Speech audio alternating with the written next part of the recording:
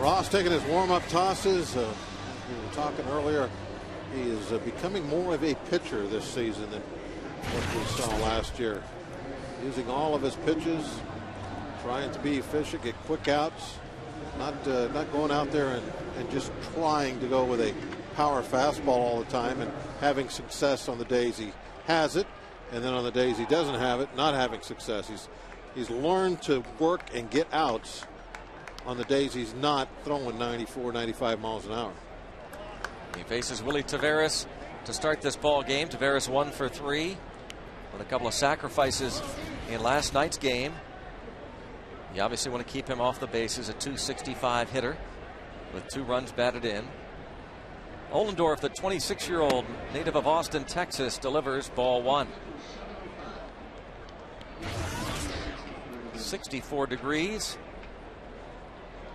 We danced around the raindrops again. And the sun shining much of this afternoon. Strike is called, 1-1. Yeah, really, it's a pretty evening. Sun shining right now off the buildings. Comfortable temperature. 1 ball, 1 strike on Willie Taveras. And he pounds this ball foul. 1 ball, 2 strikes. Dale Scott, he is calling the balls and strikes, and he is the crew chief. Angel Campos, the first base umpire. Jerry Meals at second. Mike DeMuro, the third base umpire.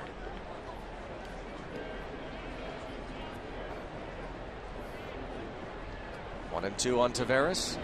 Broken bat, little flare. Play made routinely by Adam LaRoche. Check out the rest of the D behind Ole. On that right side of the outfield, it's Brandon Moss, Nate McLeod in center, Niger Morgan in left. Adam LaRoche and Freddie Sanchez on the right side of the infield. Andy LaRoche and Ramon Vasquez on the left. And Robinson Diaz is the catcher for Ollendorf. Chris Dickerson, he and Jerry Hairston platooning in left field. Dickerson, the left-hand hitter. And pops up a bunt, and that's a quick out. Beautiful thing. Well, they're having a tough time getting any offense out of that left field spot, aren't they? Yeah. Yeah, they thought between Dickerson and Hairston they'd get enough, but it's been a struggle early on here. Neither one of them doing much with the bat. Not the case with this man, Joey Votto. He and Bruce, that's their offense. Votto hitting .353, 6th best in the league with 3 homers, and he has driven in 21. Only Albert Pujols, Jorge Cantu, and Andre Ethier have driven in more runs in the National League. Votto 2 for 4 with a ribby last night. Ollendorf made his first career start and debut with the Pirates September 3rd last year at Great American Ballpark. He gave up a pair of solo homers to Chris Dickerson, who just bunted up that pop-up, and Joey Votto September 3rd last year. 2-0. Votto, who finished second in Rookie of the Year voting last year. Canadian native.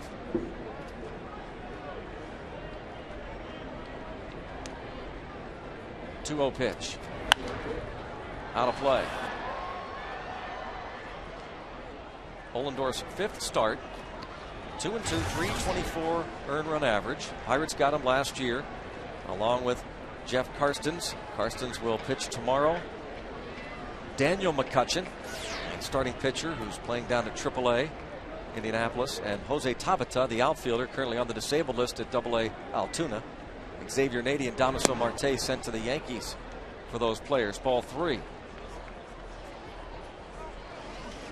Tabata is so impressive in his time with the Pirates in spring training. A bad hamstring, is that right? Yep.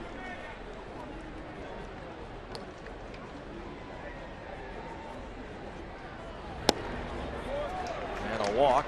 Ollendorf has shown real good control in his first 4 starts.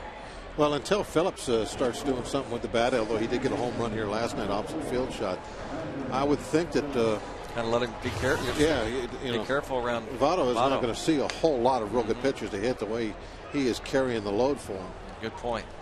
Brandon Phillips, aside from that home run last night, you see just with 3 on the year and a batting average of 192. Ohlendorf averaging 2.2 walks per 9 innings. That is the 6th best ratio going in the National League. He's been trusting that two-seam fastball, going at the strike zone with it, hoping that that movement gets him a ground ball. He's got the two-seam fastball grip right there. And he breaks a bat with it. A couple of broken bats. Ohlendorf walks Votto, and that really good strategy. Half inning Reds, nothing. Pirates come to bat.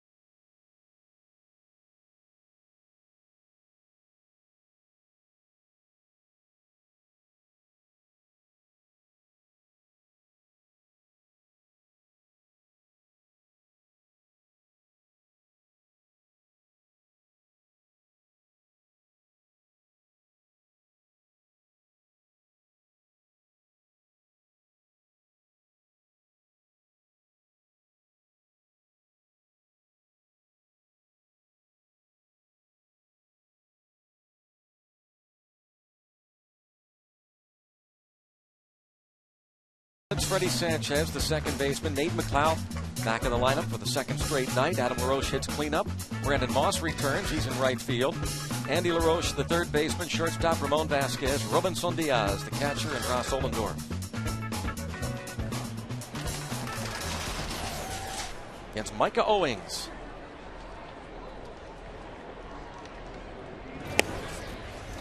Ball 1 on Nyjer Morgan. 2 out of 4 last night.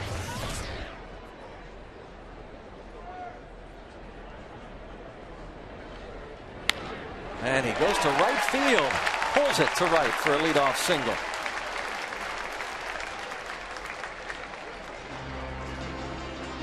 Take a look at Owings' number. I was thinking, Greg, these guys, 2 pitchers, really do have a lot in common. They both coming over trades for players that had been on the respective teams a long time. Adam Dunn, right? Yep. I think they've got a lot in common, probably similar maybe styles, and they were teammates in the Diamondbacks organization in the minor leagues, Owings and Ohlendorf. See if Nyjer Morgan doesn't think about taking off.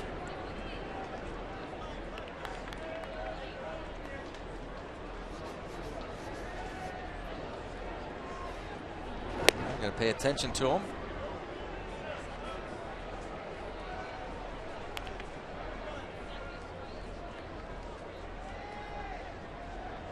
Nyjer trying to take a quick peek in.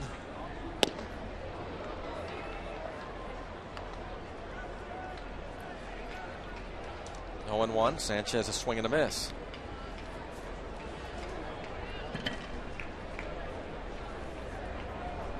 See if he looks again. There it is. Just checking. He wants to see if he can run on a breaking ball if he can. Line to right.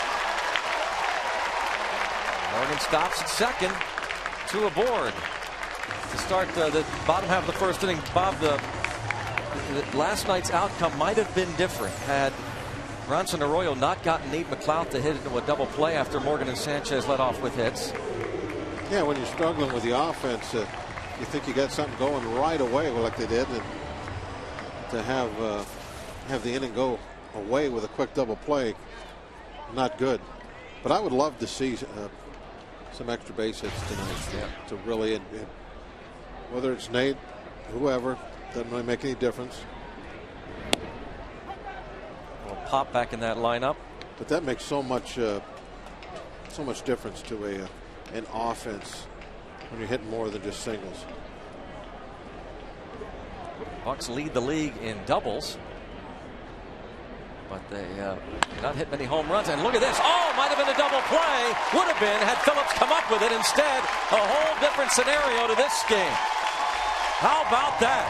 A shot past Phillips and a 1-0 lead. Yeah, it would have been a one hopper. Looked like it was chest high. He gloves it. They got two, no problem. There you can see it, a two hopper. I thought it was one. It was just a two hopper, and it would have been chest high.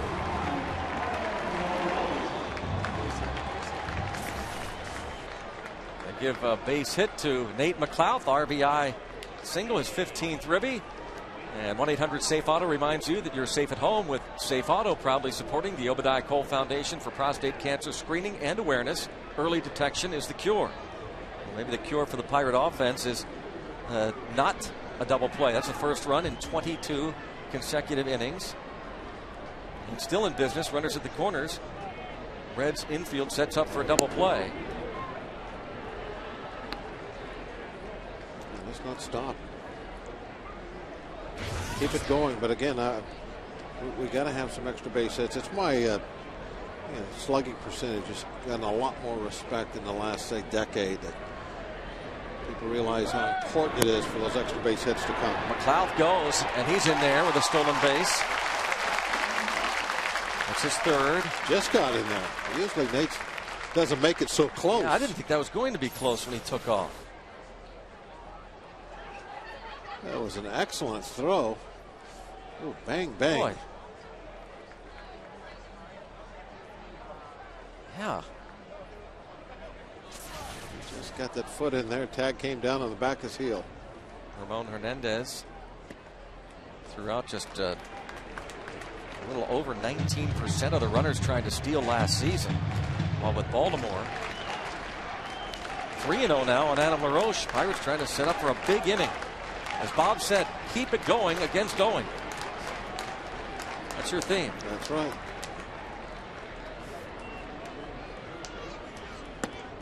Green light, 3-1. How nice would it be to have Moss get the big hit this inning? Yeah. There's a guy we want to get going. He showed a lot of promise at the end of last season. Talk about extra base hits. We saw a lot of pop in his bat.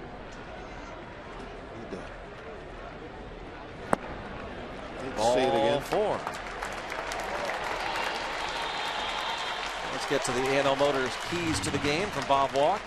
Well, I want to see the ball go over the fence. I mentioned that once or twice already. I think that's going to be an important thing to this offense tonight. That's the only way we're really going to break the game open, is to have something like that happen. And then Votto, excuse me, and Bruce, they're the offense, both left-handed. So I think to win this game, either Graybo or Bernie are going to have to come up big for us later on, 7th, 8th inning. That's going to be a big matchup down the road, I hope. Actually, I hope not. Hopefully we're cruising on with about an 8-run lead.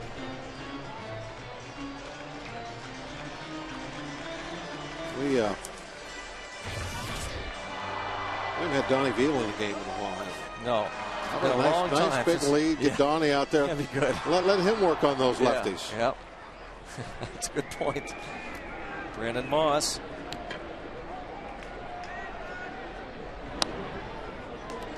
Ball 1.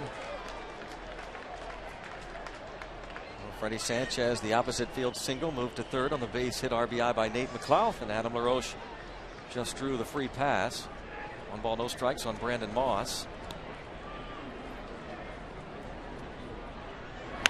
Pop up and playable, perhaps. Yes, Rosales makes the catch in foul territory. Well, Rosales would have gone into the stands about 4 or 5 rows to make a catch if need be. That guy is looks comes off pretty hard-nosed player. And they call him Pete.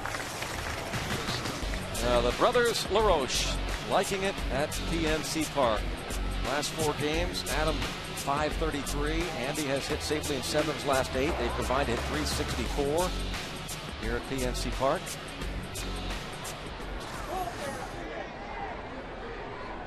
Yeah, it's a good combination. No relation, but interesting combination. Strike is called on Andy LaRoche. 0 for 3 with a walk last night. He has driven an 8 on the year. Now a double play gets Micah Owings out of it with just 1 run.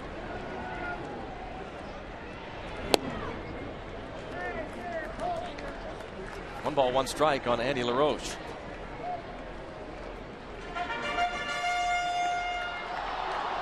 Showing some patience. And bases loaded. He wants to definitely make this at bat count. Something he can drive hard. Get it out in the outfield. Goes the other way, but that's going to slice into the seats. Yeah, that wasn't exactly what I was talking about.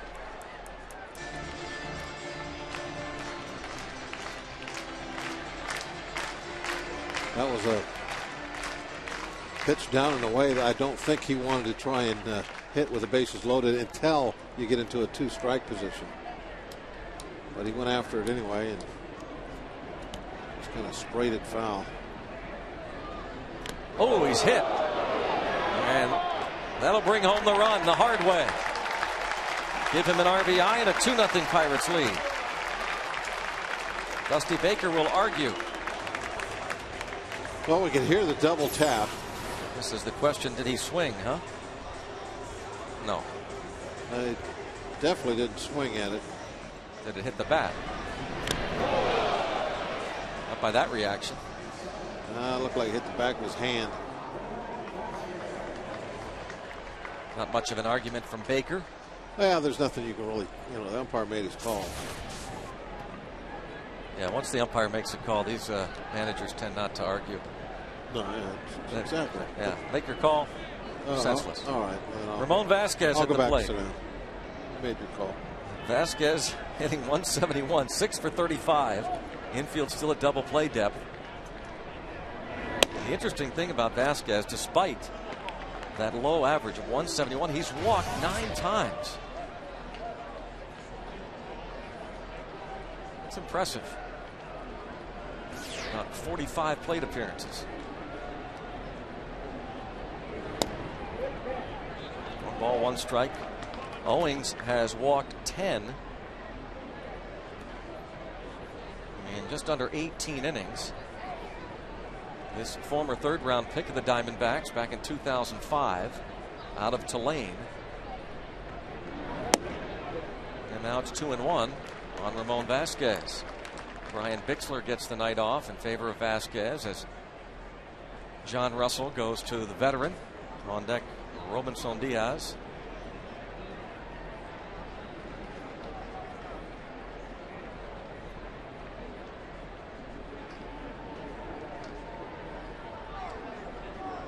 Two 2-1 count. 2-2. After acquiring Owings from the Diamondbacks September of last year in that Adam Dunn deal, Owings was limited to just some pinch hitting duties. Didn't pitch at all. Some shoulder problems for him. And then in spring training, word was that he and Homer Bailey were battling it out for the 5th spot on the rotation. Way inside, now 3-2 on Vasquez.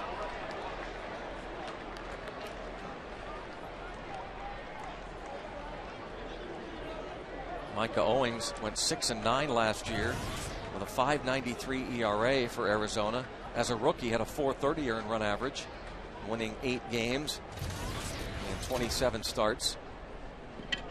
3-2. Stays 3-2.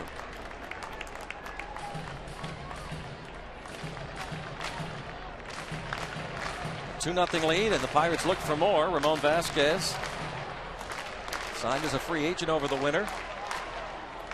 Well, if things don't work out for Owings as a pitcher, you sure would think he could stay around as at least a pinch hitter. Yeah, for sure. It might be their left field answer. Who knows? He can swing the bat. Vasquez keeps swinging the bat and fouling off some pitches. Stays 3-2. Ramon Vasquez came up through the Mariners organization. A couple of years with the Padres. Part of the 2005 campaign with Boston. Then 2 years with Cleveland, 2 years with Texas, and now Pittsburgh.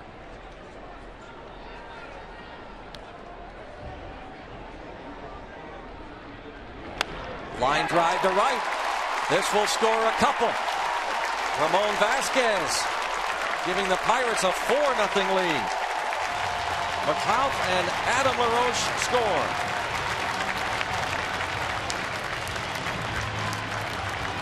Well, we still haven't got the big extra base hit that I want, but we do have a 4-run lead thanks to a nice job of hitting with the bases loaded. Ball looked like it was well inside, and he kind of opened up that front hip a little early. Got the hands out. Still just a single, though. I'm waiting. I'm greedy, I guess. You guess. I want someone to get a big one. Here's Robinson Diaz. And no surprise to these reporters that he's up there swinging away. Shades of Sangi the way he gets up there and swings that shillelagh on deck. I'm not sure we've seen him take a pitch yet. I don't think he has. He's not seen a pitch that he does not like. Diaz hit .350 in 6 games at AAA and was called up when Domet went on the DL. Yeah, he takes one. Good eye, took the ball. Acquired from Toronto late last summer. I don't think he's going to take too many pitches up. Yeah. I mean, maybe down. He might say, well, no, that's too low. But you're going to have to throw it well over his head probably for him to take one that's above the knees. Pirates send Jose Bautista to get him. Chop in between hop. There's one, and they get it. Nicely done, Alex Gonzalez, turning that chopper into a double play. But the Pirates send 8 men to the plate, score 4, and after one, lead it 4-0.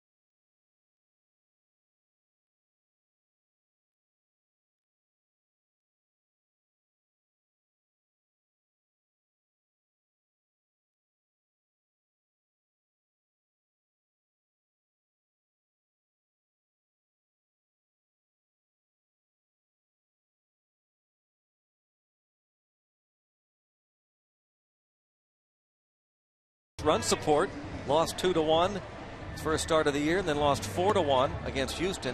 But then in his win against the Florida Marlins, Pirates won 8-0 that game.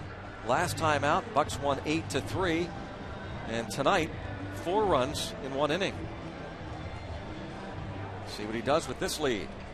Well, this should fit perfectly the way he's been pitching. go with your movement and fill up the strike zone. You got a lead, you got a little cushion. You don't have to be concerned too much with solo home runs or pitching around anybody or any of that stuff unless you get yourself in trouble, get a bunch of people on base.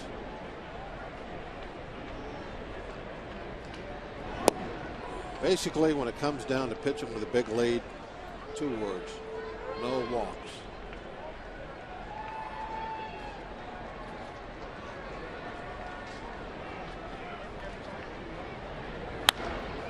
Oh, they had him played perfectly, and a nice pick too by Vasquez. He hits the ball sharply right back up the middle. It's an out. You make him hit the ball, you always get a chance. Here it comes. I mean, that's head of the bat. Boom. One hopper. He probably hit that ball harder than McLeod hit his. But Vasquez able to make the play and throw him out. Jack Wilson out for another week. Not much of a real serious injury. Left middle finger. He really felt like he was just hurting the team, not being able to be 100%. Ramon Hernandez,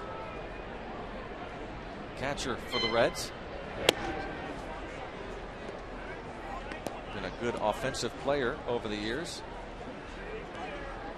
Last night, Ryan Hannigan started behind the plate, was on base 3 times in the Reds' 4-0 win. Goes to 2-0 on Ramon Hernandez.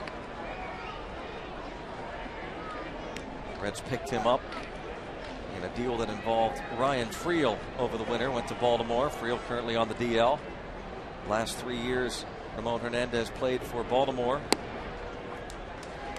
And he takes a strike, 2-1. A couple of seasons before that with San Diego, and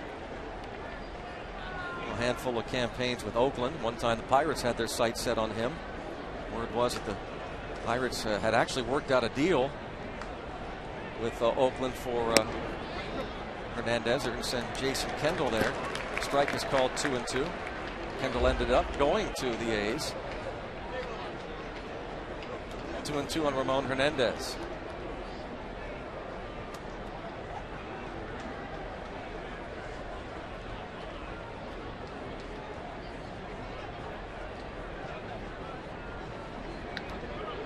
Hernandez, after that call, it was a kind of a high strike, but he didn't like it. He stepped out, showing his displeasure to that call, and then that made Nollendorf have to wait.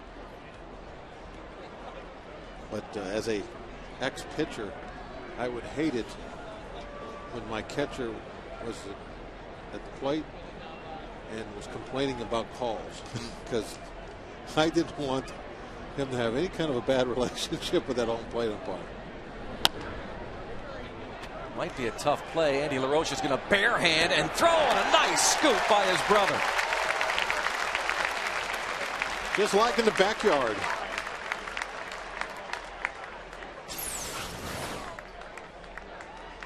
They were doing this when they were 12 years old. What a nice play on both ends. Picks this right by the edge of the driveway, fires it across, and the pick is made next to the oak tree.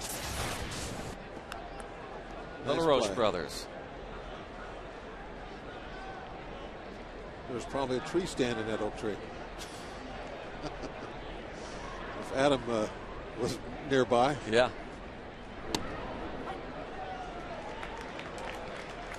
Almost the entire team wears camo now underneath their uniform, Including the manager. Yep. Thanks to Adam LaRoche, who, of course, you know by now, he and his brother grew up around big league clubhouses. Father Dave played a number of years in the major leagues. Pitcher Dave LaRoche. We had Trey back on the air with us last year in Houston, and trying to think where it was that Rosales, an opposite field single. I guess LaRoche's dad was a pitching coach somewhere where Doug was, and he could remember them when they were small kids, and he said they would run wild all over that ballpark.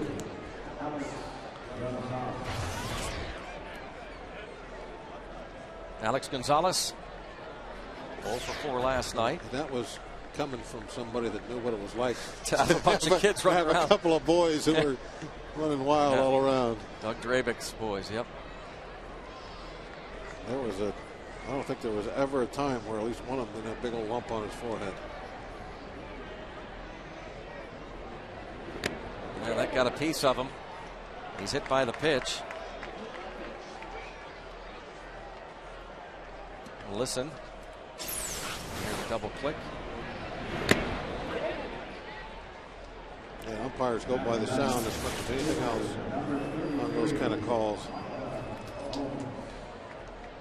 Well, normally it wouldn't be that big a deal, but when Micah Owings is pitching, it's a big deal. He is, as you can see, one of the better hitters, let alone the pitchers in baseball.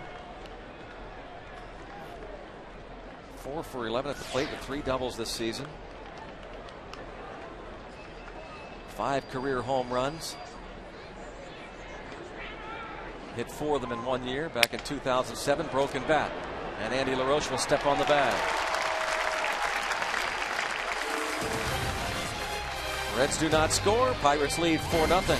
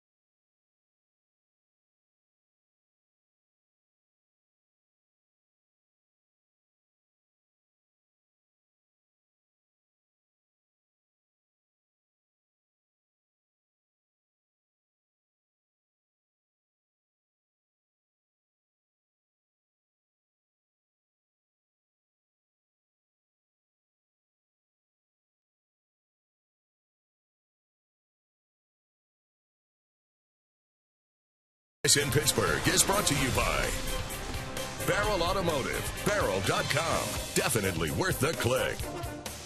And by Aflac. Aflac, we've got you under our wing. Bottom of the 2nd inning here in Pittsburgh for Game 2 of the 3-game series. 5-game homestand. Quit bugging me like that. Yeah, I know it.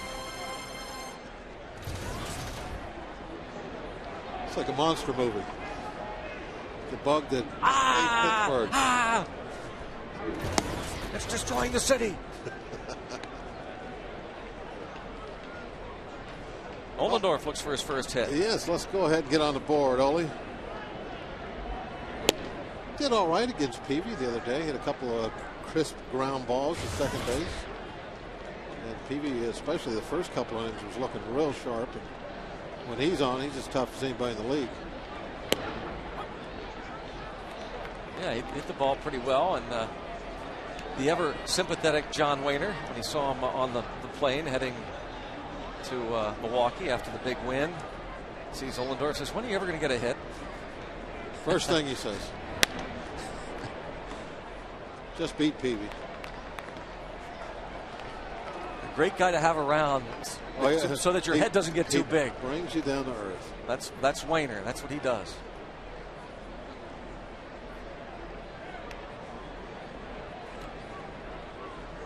Two and two the count on Ohlendorf. 0 for 16 to start his major league career at the plate. Again, facing a former teammate in the rotation in the Diamondbacks minor league system. Easy play. Ole hustles down that line. Time to check out a new feature on our telecast. It's the Deal Farm Report. Here's some news from the minor leagues. Andrew McCutchen at AAA Indianapolis, 8 runs in his last 10 games, hitting .272 with 18 runs. Deal Automotive, thanks for being part of the telecast of Pirates baseball. Nyjer Morgan shows bunt and takes a ball. The swing by Ole, by the way, was pretty weak. Let's see what John's talking about now. That wasn't real good. That was a please make contact swing. Well, I'm starting to expect more out of our hitters, our pitchers hitting. I used to not even pay attention or make a comment about it, but they've been doing so much better.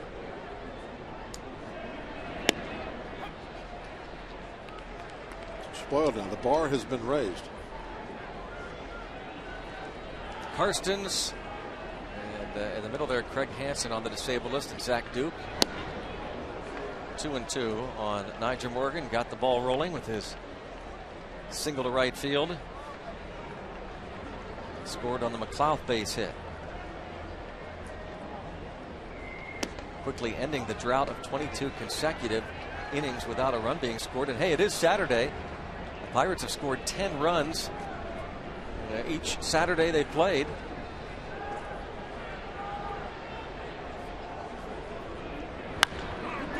Fly ball left center. Taveras for the second out.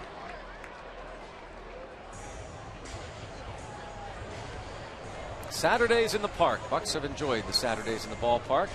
Going back to that first road trip in Cincinnati, a 10-2 victory over the Reds against the Braves here at PNC Park. The shutout 10-0, and then back on the road last week in San Diego, a 10-1 victory. Yeah, we're well on our way tonight with a nice down payment in the first inning, 4 spot.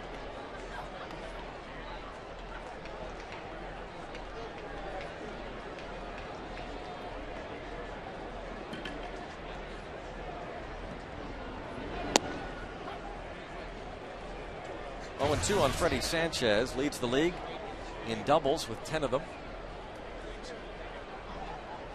In the top 10 in hits, 31. Orlando Hudson of the Dodgers has 33 hits to lead the league. Nice catch in the stands there. Freddie Sanchez, Albert Pujols, and Mike Cameron lead the National League with 14 extra base hits.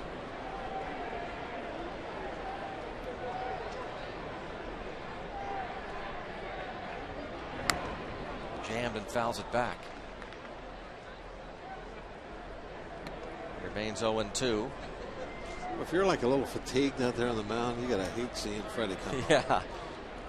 You're looking for a quick 1-2-3 inning. Here, your Owings. You get the pitcher Ohlendorf who grounds out. Then Morgan stretches it out, the count, flies out to center, and you get quickly ahead of this guy 0-2. And then you think, okay, finally, I'm going to be back in the dugout. I'm ahead 0-2.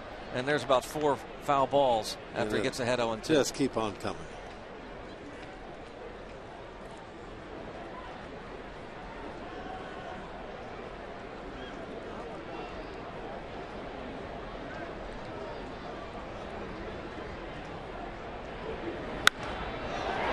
Fly ball to center. Taveras, and it's Dickerson, and Taveras calls for it.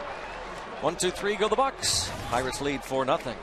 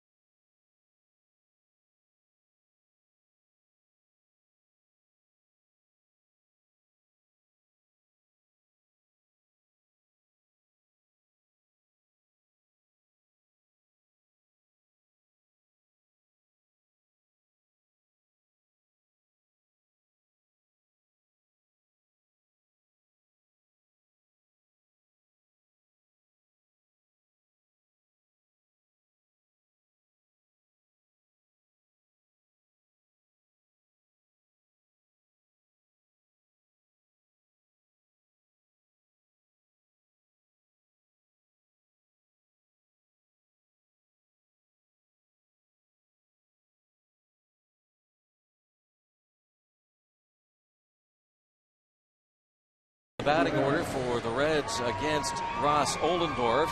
Willie Taveras, Chris Dickerson, Joey Votto. The Pirates scoring 4 runs in the first inning, sending 8 men to the plate. Now, this is no lie. We scheduled to talk to the hitting coach, Don Long, before the game even started, knowing the Pirates would score 4 first-inning runs, Don. Yeah, it worked out pretty good. I think last year the only time he had me on was maybe after a loss, but that's okay. So hopefully we'll change the trend here. Well, you have to like what you saw. And, of course, you know, you're a guy that doesn't panic anyway, Don. You've liked what you've seen since day one. Yeah, you know, it's a good group, and we've got some guys that are on a good track. We've got some guys that are progressing, and you know, for us all to come together, it's going to take a little bit of time, but I like the direction we're going. Don, is it, you know, something you have to be aware of as far as guys maybe trying to press a little bit, push too much to try and fill in for Domit, you know, try and maybe swing for the fences too much? Well, you know, I think maybe initially a little bit, but you know, I think that these guys, we've got enough guys that have been around, and I like what you know, Diaz and Jaramillo have done in his place. Obviously, we'd love to have Ryan in there, but I think you work through that pretty quickly.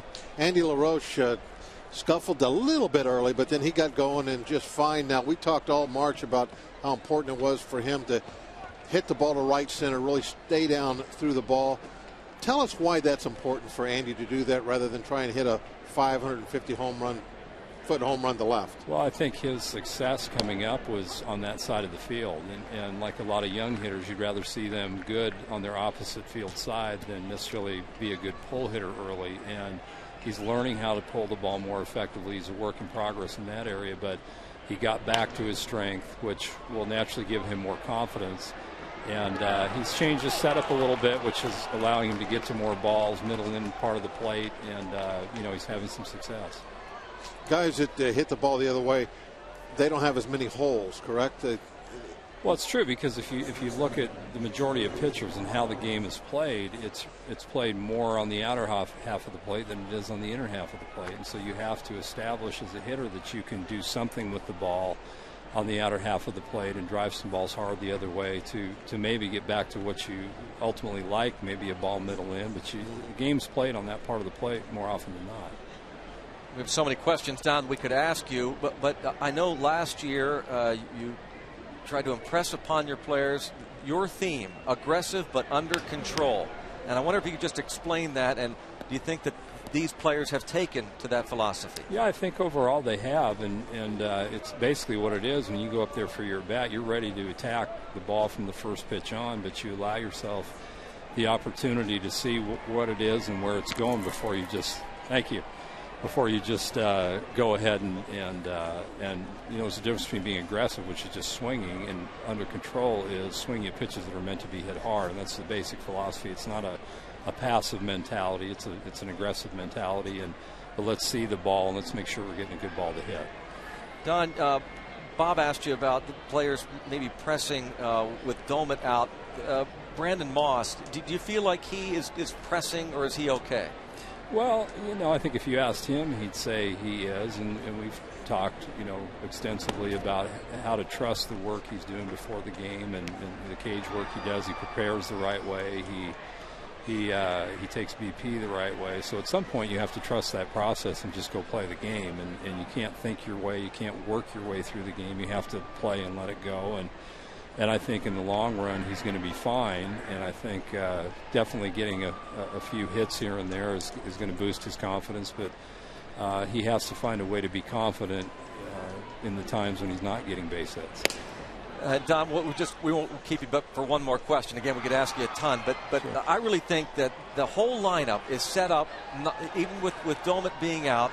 Adam LaRoche steps in that cleanup role, and you're able to do that. John Russell is able to keep that lineup because of the job Niger Morgan has done at the top of the order. Yeah, he's been huge for us, you know, making the pitcher work, getting on base, actually walking a little bit more in the last week, and it changes everything because you can hit in 8-3, you can keep Freddie in the 2-hole, and I think Adam's done a fantastic job hitting fourth and is really off to a very good start. we can't thank you enough, Don. My pleasure. It's a pleasure to have you on the club, obviously, and we really appreciate all the help you give us. My pleasure. Thanks, for Don. Hey, having me. this is Saturday night, so we need 6 more. I got you. 10 on Saturday. I hope you're right. Thank you. Don Long, we've said this before, and we mean this sincerely. The Pirates have a great coaching staff, and Don Long, having been around not as many hitting coaches certainly as you, Bob, but he does a tremendous job. He works so tirelessly, and he's not out for the pub. No, not he's at just all. there whenever the player wants him. He's there. His attitude is tremendous. His work ethic, and just the fact that his club, his offense, just got shut out 2 times in a row. And we asked him, "Will you come on with us tonight?" Yeah, sure, of course. I mean, yeah, let's talk. That's how he is.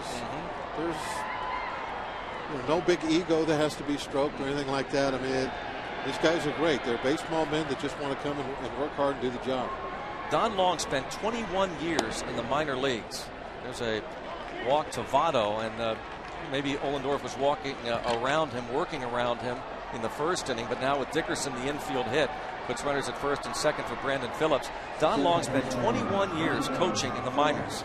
He was with the Phillies as the minor league hitting coordinator from 1999 until 2007. This is his second year as a Pirates hitting coach. Spent 12 years in the Angels system before that as a manager and a coach. Got to know John Russell because Russell spent some time in the Phillies minor league system. Russell was a manager at AAA before being named the Pirate skipper, and they hit it off. Similar philosophies. The Pirates have a real good one at Don Long. There's a liner to left that's going to carry out to Morgan. 2 on, 2 outs.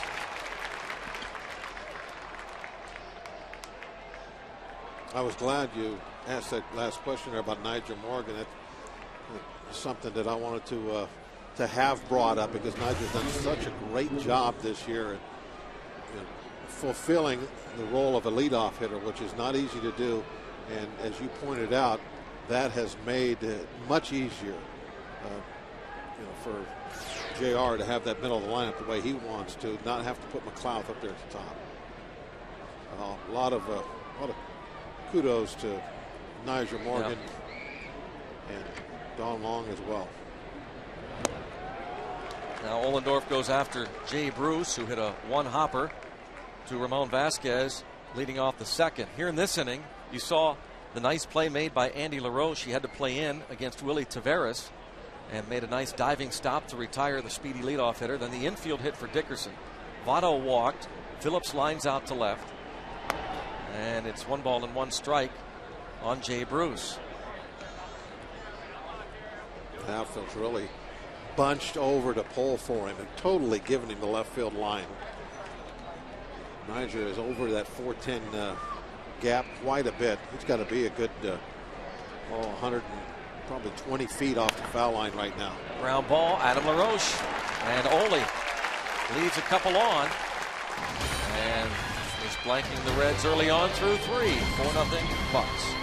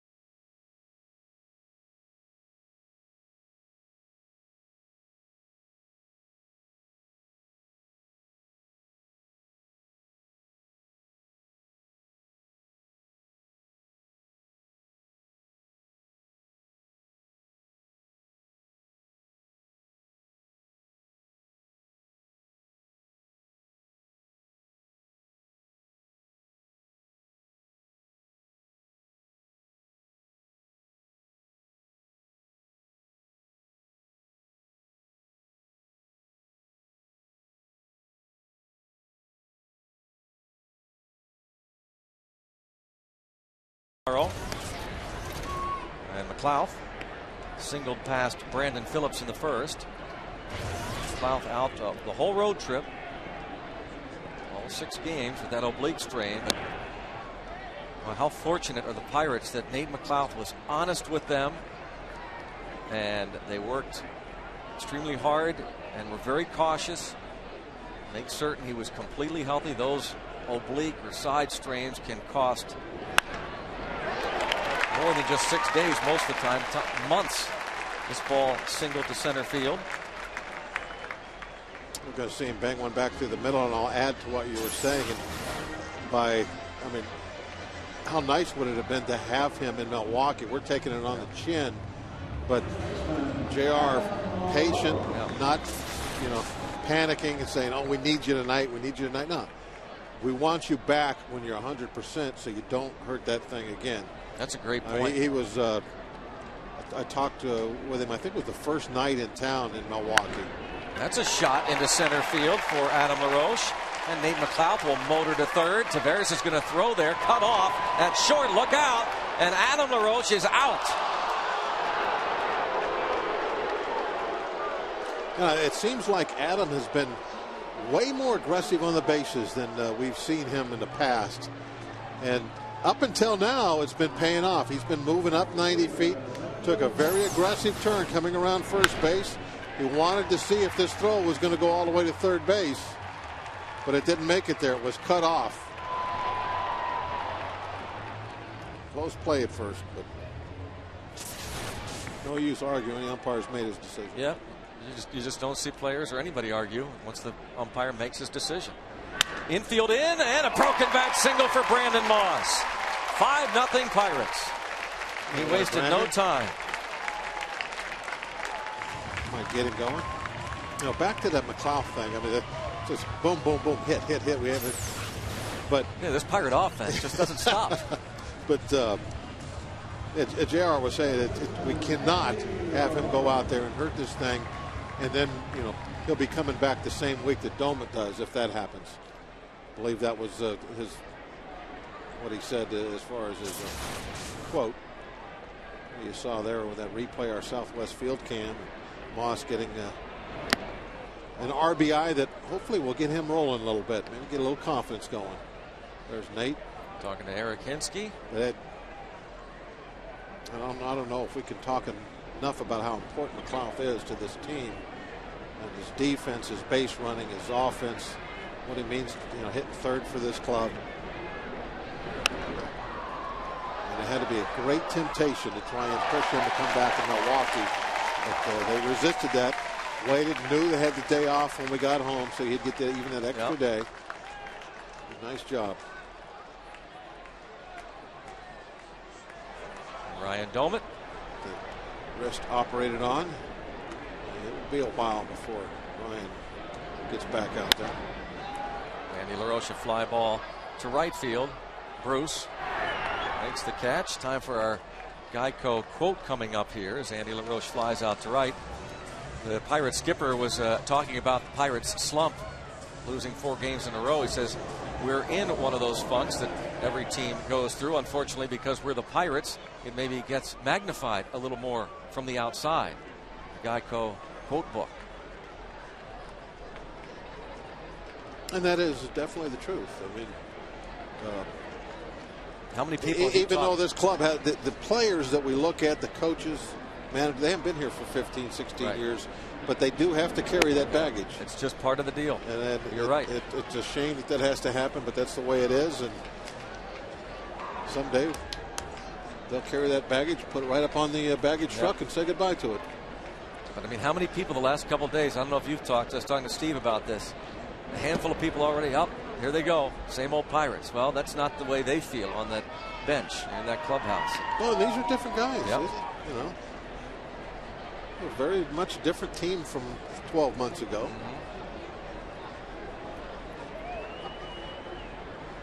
Vasquez, a 2-run single in the first. And even the guys that are here from that team 12 months ago, most of those guys have much different responsibilities now.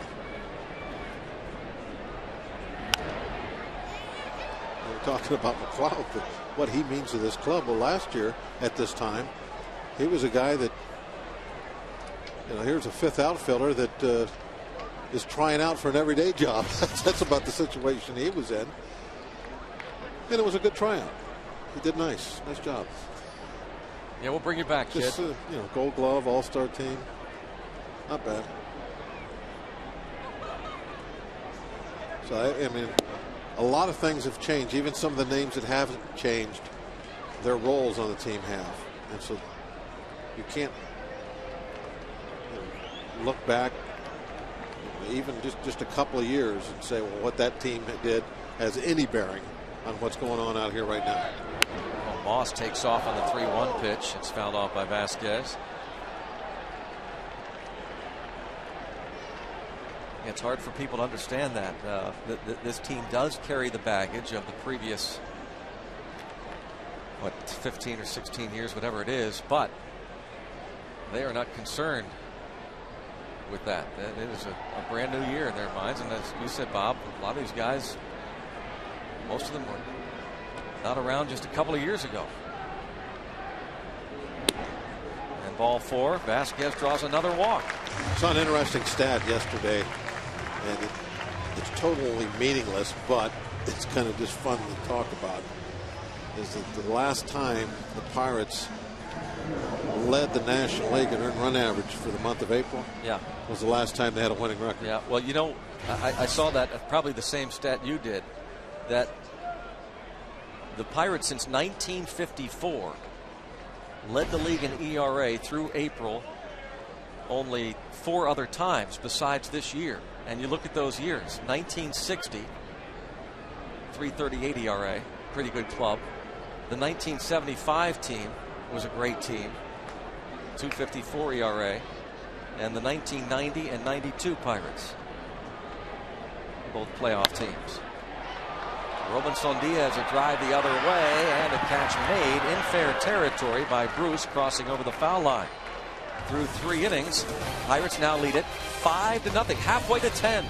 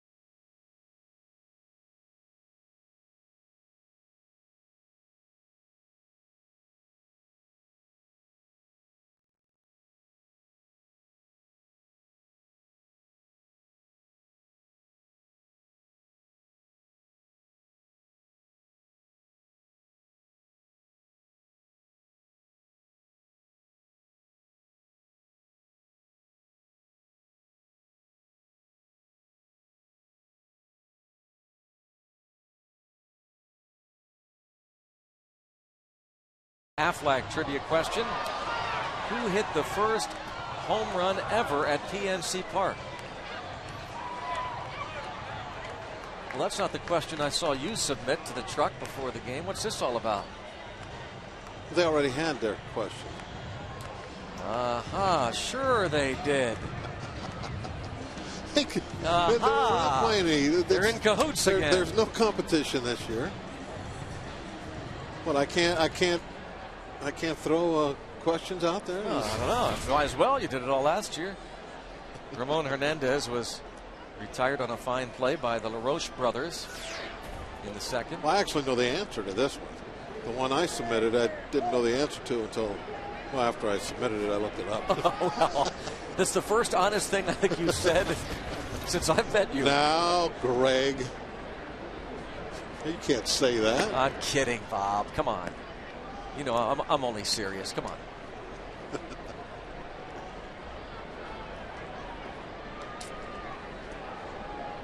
Hey, it's great to have a 5-run lead. Yeah. Halfway to the magic 10 spot. Oh, wow. Robinson Diaz asked for the appeal, and as you've said how many times, hey, go quick. Yeah, do it quickly, and there's no harm in trying, but look at this. Slow motion, maybe, and from that angle. I think from that angle, from the on-deck circle. They should get 2 strikes. I think the umpire should always stand on that on-deck circle with those calls on the appeal. They both went. 2-1. Yeah, from this angle, he went. Well, I've said this forever. Like when I pitched, it's like if putting the head of the bat out over the top of the plate, if that constitutes a swing, they go all the time. The bat always gets out over the plate. Now, whether they start bringing it back before the ball gets there, that's a hard one to call. But that bat is always out over the top of that plate at some point. Young Bucco fans on hand here. 2-2 the count on Ramon Hernandez. Was not happy with that check swing. It was called a swing. Got a catcher complaining about it. Yeah, there you go again. More complaints, huh? Yeah. No, Hernandez with a base hit to right to start off this 4th inning. Brings up Adam Rosales. Enjoy the Pirates all season from anywhere with MLB.com mobile services. Get text updates, watch videos, and even listen to games live right from your mobile phone. Discover all the products available for your phone by texting SHOP to 65246. Standard message fees apply. Products available from select carriers on select handsets. I know our producer Pete Toma does that. Listens to games on his mobile phone. Do you do that, Bob? He's one of those. He's high tech. Tacky guys.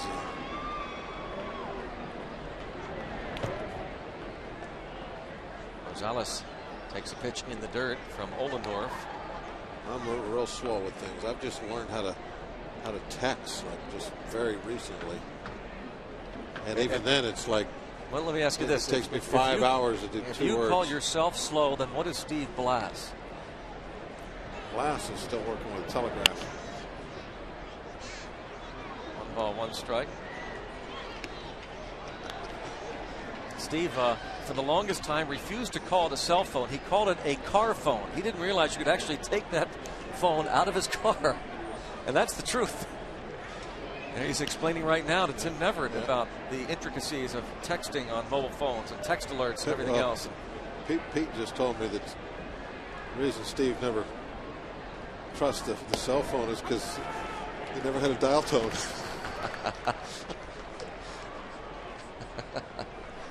Oh, man. Steve just very recently, was it last year, went from a cassette tape recorder to an actual digital recorder, which everybody has been using for years and years. For the radio interviews, Teal this time no, says Angel Campos. Guard is up there in the upper deck. Director of Broadcasting, Mark Garda. Well, he's listening to us, I'm sure. Now he's going to tell Steve that we're getting on. Oh, no, he's on the phone. Doranchek, the producer, there in the second row there. Director of Broadcasting, Mark Garda. Doranchek, the producer for the radio games. Tim Neverett and Steve Blass.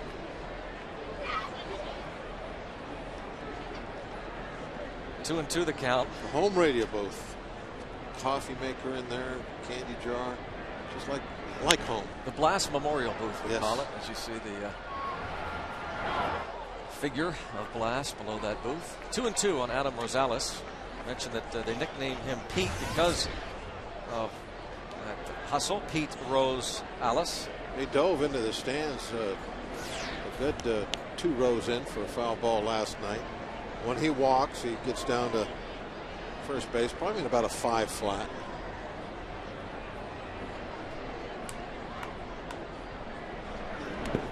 Three and two. Let's see. I'll be right back. Hold on. How about this? Get the 3 balls in case there's a ball 4. I actually want to see how quick he gets down. You didn't know I actually had one of these, did you? Where you pulled that thing out, you went behind the curtain. Got it from the Wizard of Oz. Like the Wizard, yeah. Well, let's hope he doesn't walk. No, just in case. Runner goes from first, and it's hit right past that hole. McLeod will throw toward third, and he always safe. The ball gets away from Andy LaRoche. Would have been close, perhaps. A base hit for Rosales, putting runners at the corners with no one out here in the 4th inning. Well, I tell you, Dusty Baker, a lot of confidence in his young third baseman. Here you see the throw by McLeod right on the money. Gold glove. That was like a Gold Glove toss. Yeah, I think he's out if LaRoche holds on to it. Andy maybe going for the tag before he caught the ball. But Dusty Baker starting the runner down 5 runs. Yeah. With a young rookie at the plate. That's fate that he was going to make contact, put in play.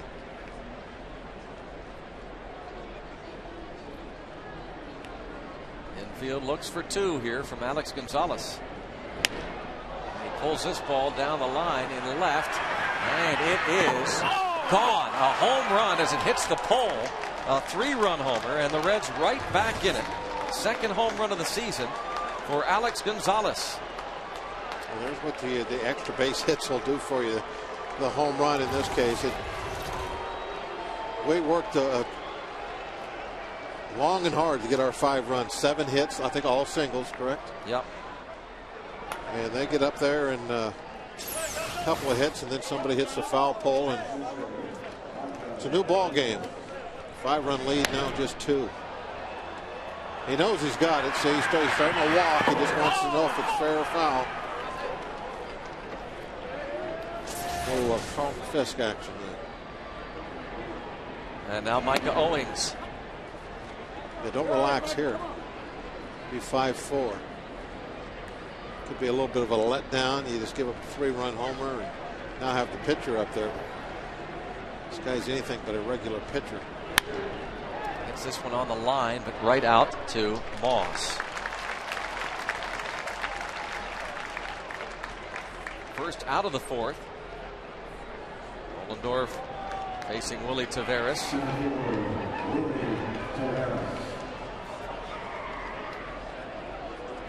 Taveras, a broken bat. Looper to Adam LaRoche to start the game, and retired on a nice play by Andy LaRoche his last time up. A .330 career hitter here at PNC Park, Willie Taveras.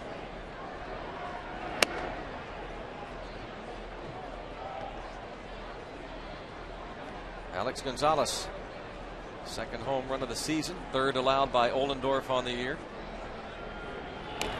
Taveras will do that at least once a game, trying to punt his way on for a hit.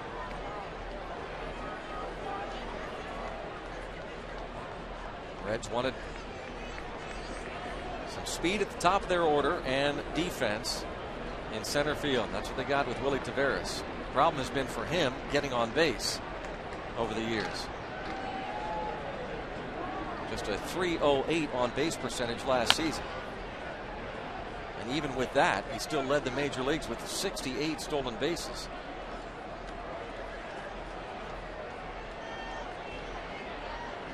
The Reds didn't have but 1 player last year with more than 7 steals.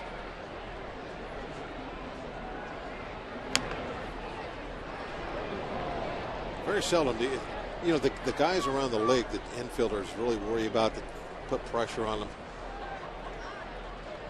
Almost always they're left-hand hitters. Here's a guy in Taveras that, even though he's a right-hand hitter, those infielders, they very much aware when he puts one on the ground, they don't have any time.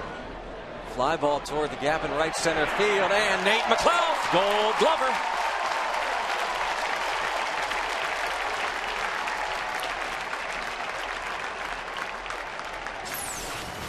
He's motoring after this ball too. There's no coasting into this dive. Right there you can see him really have to accelerate. The ball starts to peel away from him, and he had to downshift. a little acceleration after that ball. Excellent play. Great look here. I was watching Tavares too. And he started out a little slow out of the box, and then he saw the same thing with McLeod. That ball start to fade and go the other way, and he thought, well, maybe he's not going to get there, and then he speeded up. That ball hits the grass. It'll be tough to keep Tavares from going to second base. Now you got to bounce up, find the baseball. And a fly ball to left. Nice job by Ohlendorf after giving up the 3-run homer. He went right back to work and retired the next 3. Nice defense, certainly, from Nate McLeod. But a new ball game. It's 5-3 Bucks.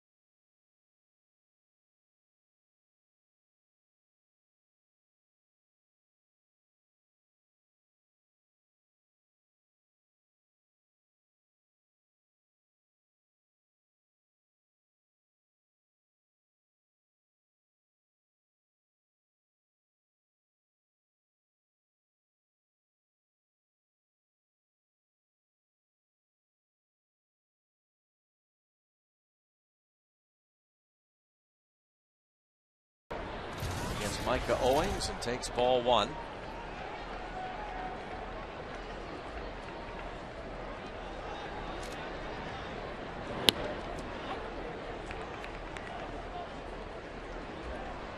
A ball and a strike. Ohlendorf bounced out to Brandon Phillips in his first AB. On a half swing. No more half swings. Let it fly. There we go. Now it's a cut.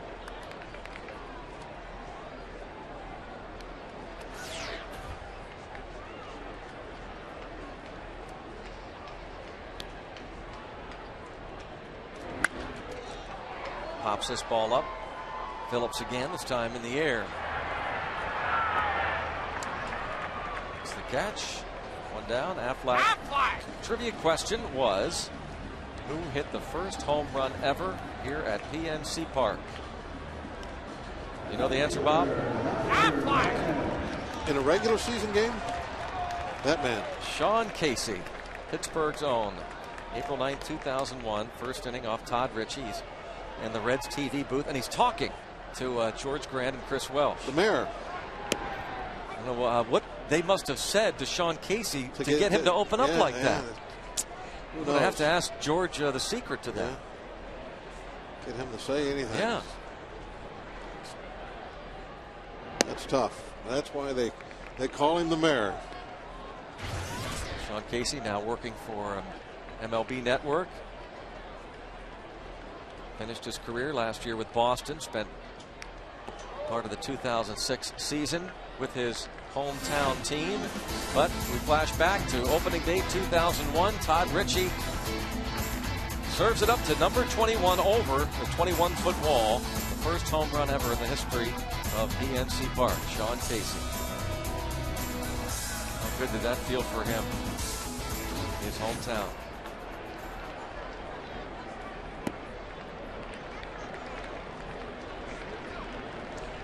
Am I wrong, Greg, or do you have this recall? We played an exhibition game against the Mets, didn't we? The day before that. Yes.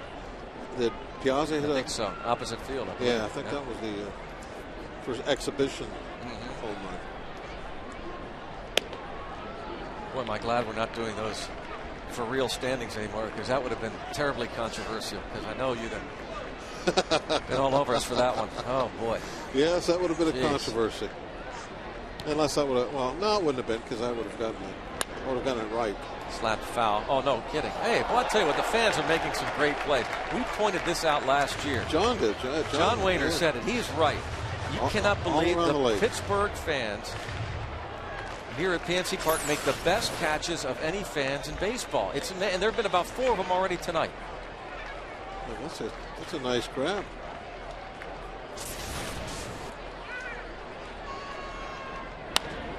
Ground ball to first for the second out. Owings retired. The Pirates in order in the second. Freddie Sanchez now to the plate. Purchase a new adult or kids replica jersey from the Pirates Outfitter store in PNC Park and get 2 free tickets to an upcoming Pirates game. Limited time offer includes all men's, women's, and kids' Majestic replica jerseys. Be sure to stop by Pirates Outfitters. Take advantage of this special offer while supplies last.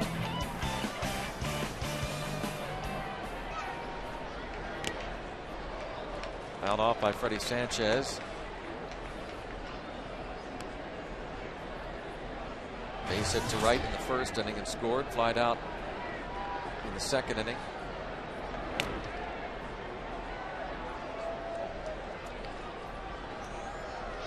One ball, one strike to count.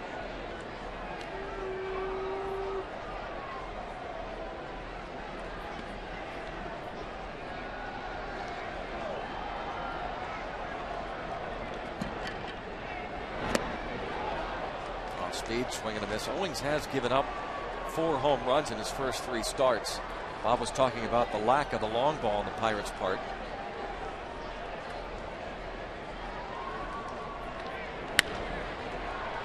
And backhanded by Brandon Phillips. The Pirates go down in order after the Reds cut the lead to 5-3. That's the score through 4 innings.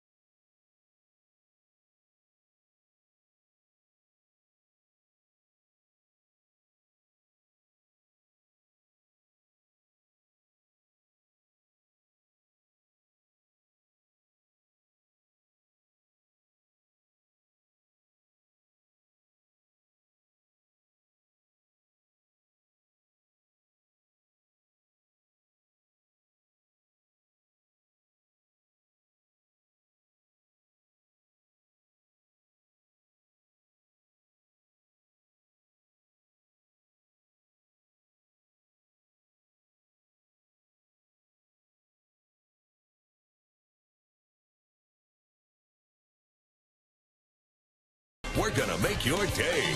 And by Levin Furniture, home of the luxury Stearns and Foster mattress.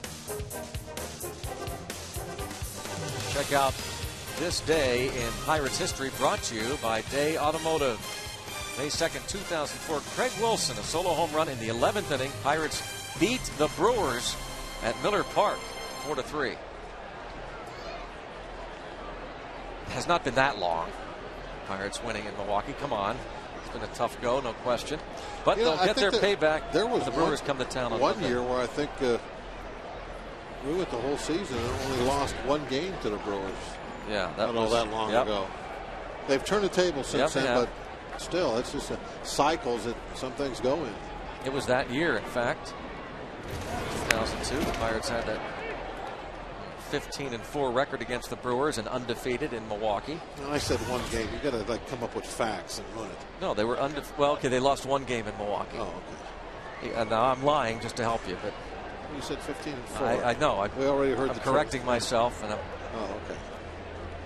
Realizing that you were right again.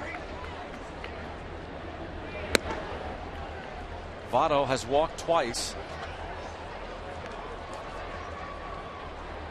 The only 2 walks allowed by Ohlendorf. He's also hit a man. Exaggeration sometimes makes the story a little better. You got to go with it.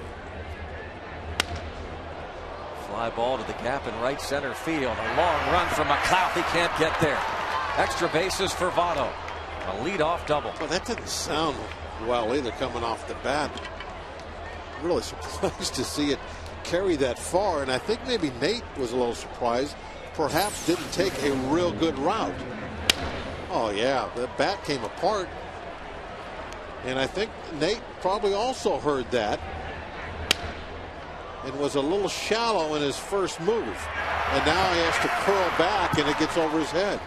Like the sound of the bat, that means a lot to an outfielder. They take in all kinds of things, even sometimes crowd noise.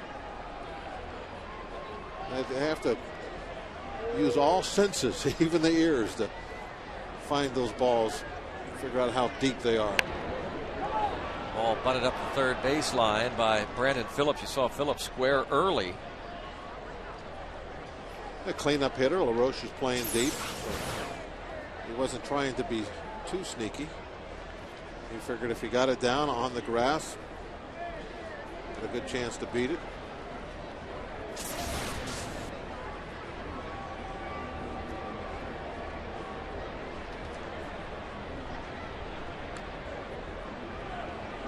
Sixth hit for the Reds. Votto on base for the 3rd time. Phillips has bounced to short, lined out to left.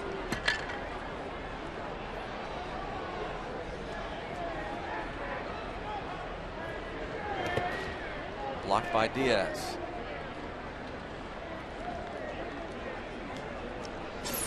Squares around again.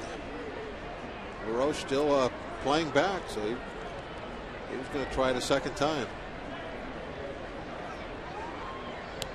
See if Andy comes in any at all this time.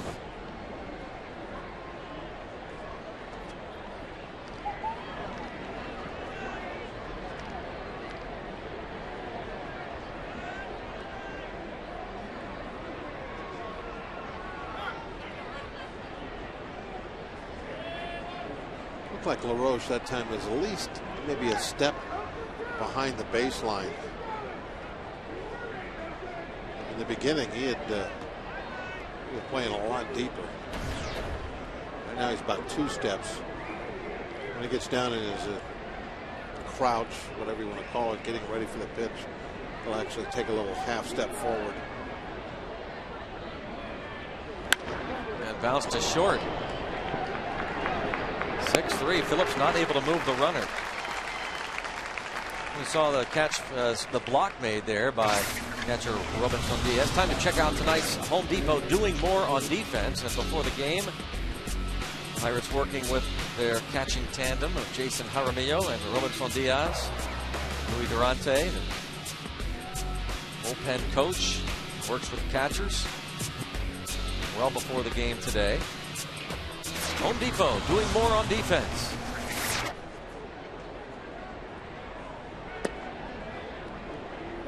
You get down here 1-2 o'clock, there's something going on in this field just about every single day. Somebody is doing something out there. The ballpark, the field out here is very seldom just sitting idle.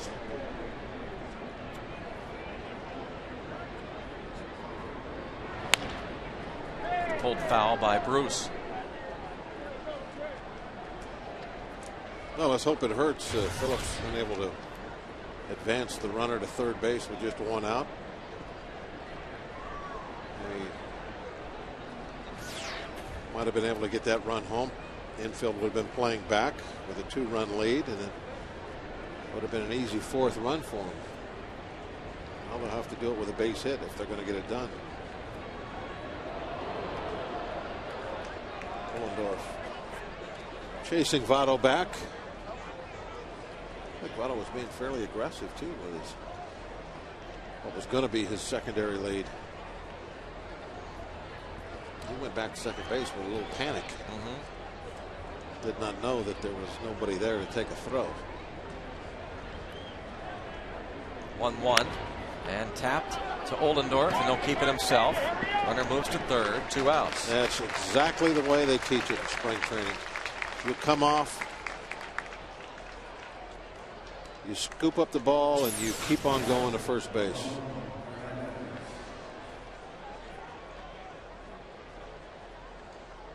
So that's textbook there, huh? That's Ollendorf? textbook right there. You just, and if you don't get it, you keep on going to first base, obviously, so you can take a throw.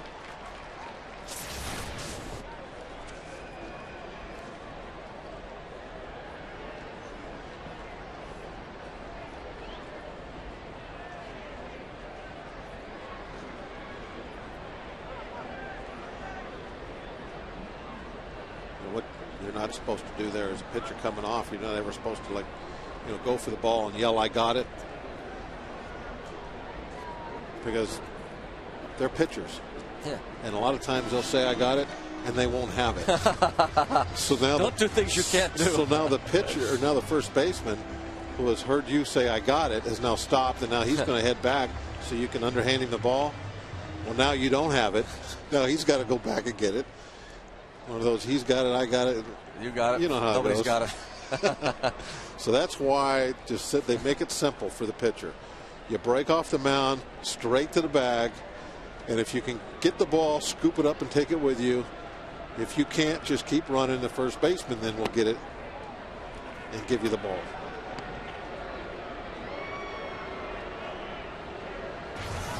And they also tell those first basemen that don't ever assume that the pitcher's going to make the play. And that's what we saw right there with LaRoche. He was going to be there if LaRoche didn't catch it. Blocked by Diaz, 2-0.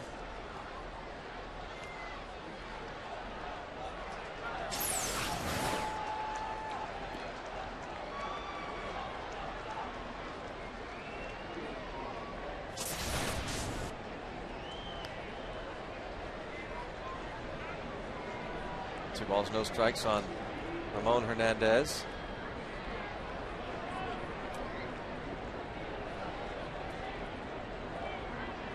Hernandez singled and scored last inning. Another block. And it's 3-0. On deck, Adam Rosales. There is Jason Jaramillo. He will probably be behind the plate tomorrow afternoon, the concluding game of this series. Be catching Jeff Karstens. Well, he's got the mouth guard going. Is that kind of the new fad in baseball last couple of years? 3-1 on Ramon Hernandez.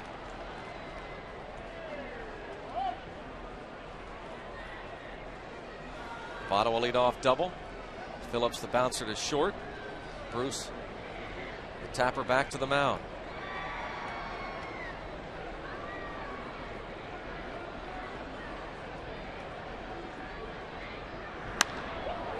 And a fly ball to center. McLeod turns the other way and makes the catch.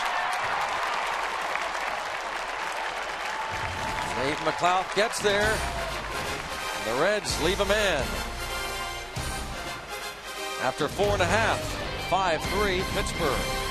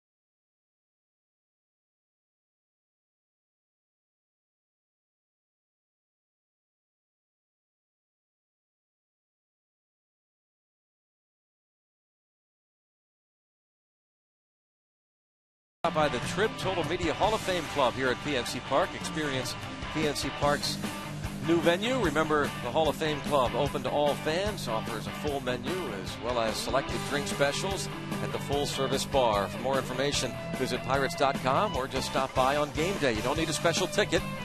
The Hall of Fame Club located out there in left field, and that is a great way to watch a ball game. You can walk right up those steps and into the back door.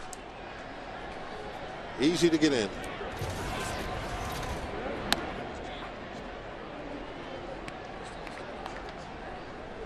On 1 on McLeod. 2 for 2, an RBI, and 2 runs scored. And a drive toward the gap in right center. Over is Bruce, and he makes the catch. Well, Bruce had to make a little course correction right there at the end as that ball carried a little further than he thought it would. Well, McLeod definitely looks like he is 100%. Yeah. That has sure been tested the last 2 nights at side. Everything he's done. He's swinging the bat pretty well, stealing bases. He's running down everything in the outfield. Micah Owings gets the first out here in the 5th.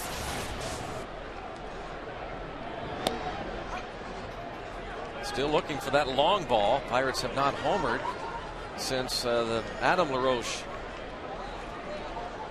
dinger back in San Diego.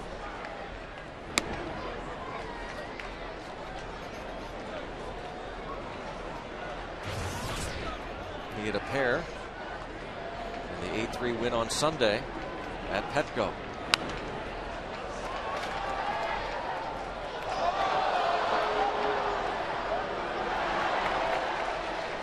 Walked and scored in the 1st, singled in the 3rd. His base hit moved McLeod to 3rd base. McLeod had led off the inning with a base hit, and LaRoche took the wide turn at first. The throw from Willie Taveras cut off at short by Alex Gonzalez, and he gunned to Joey Votto at first. They tagged out LaRoche on that play.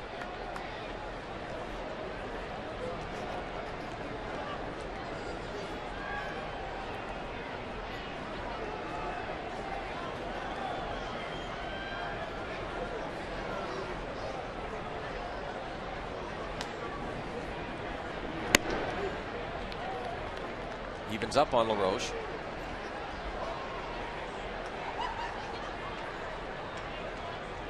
Five home runs, 14 RBIs.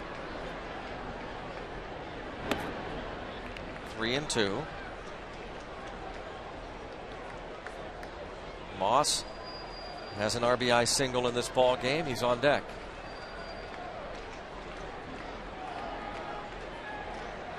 Yeah, that RBI kind of looming large right now. That's the insurance run. Popped it up toward the seats. Plenty of room for Rosales.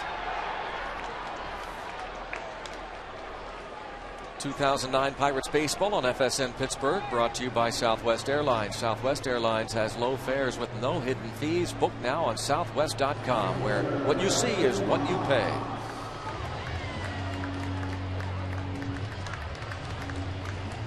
Moss fouled out in the 1st, and then the RBI single past the drawn-in infield in the 3rd.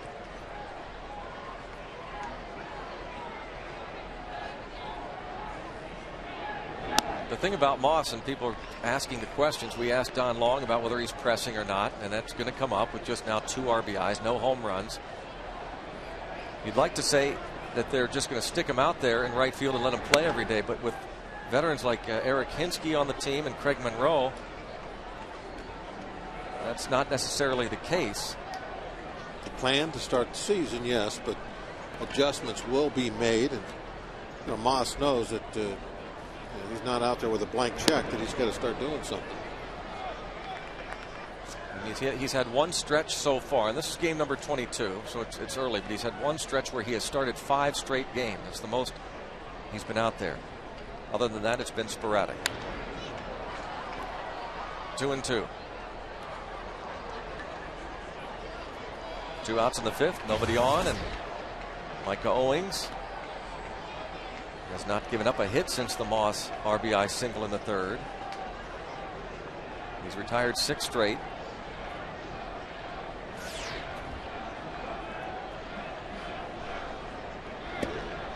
full count on Moss, who, as you know, was part of the big blockbuster deal last summer involving the Red Sox and the Dodgers. Pirates got Moss from Boston, Andy LaRoche from LA, and others.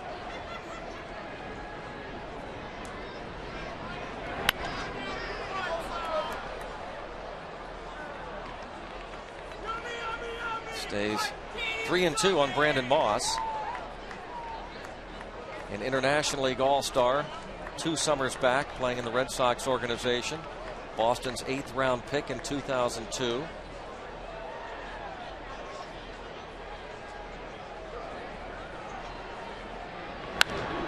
And bounces this ball to Phillips. On to first, and the Pirates go down in order for the 2nd straight inning. On to the 6th. Pirates leading the Reds 5-3.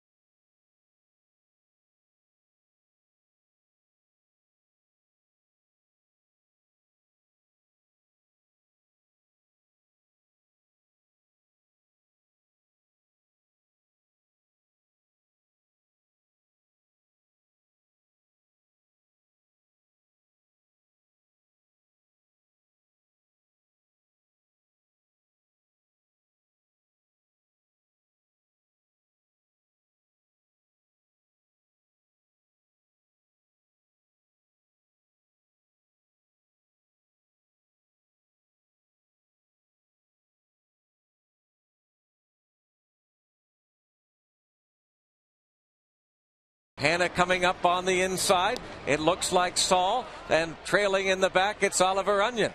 It's going to be Chester. Chester continues to lead. Saul on the inside. Saul's going to take over. Saul by a nose. Saul by a big nose. It's going to be Saul in a photo finish. It's Saul. Get to the rail. Yes. Oh. The favorite Saul wins by a nose. A very large one. Give me that ticket. Woo. All right. Look at the excitement on the inner circle. Who won the Derby, by the way? There's a horse on it. No, thanks. It wasn't. It wasn't one of those guys. It wasn't a pierogi, no. It wasn't a pierogi. Those pierogies got to be exhausted. I am. Just watching. The excitement.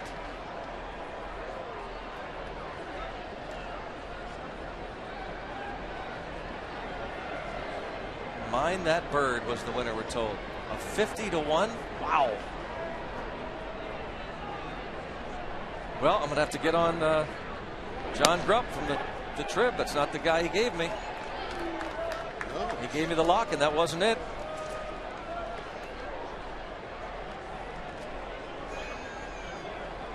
Adam Rosales 2 for 2. We're going to have to put an odd sheet out every day for the pierogies. I think you should do that and distribute them down in the press room during dinner. Yeah. Just go over to each table.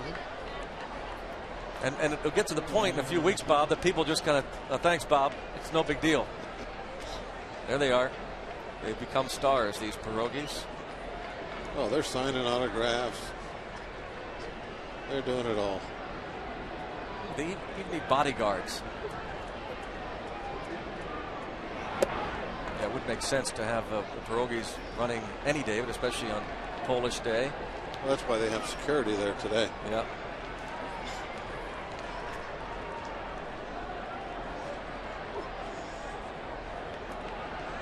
Look at that. That is unbelievable. They've got like entourage.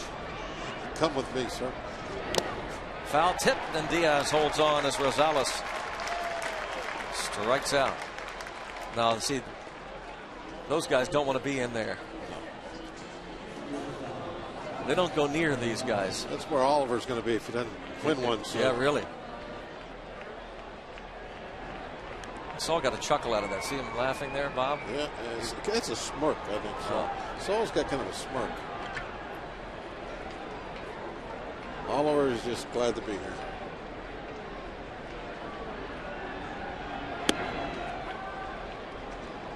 Bottom third of the order, Alex Gonzalez homered in the fourth. A 3-run homer off the foul pole in left. His second of the season to cut the lead to 5-3. And now bunts it foul.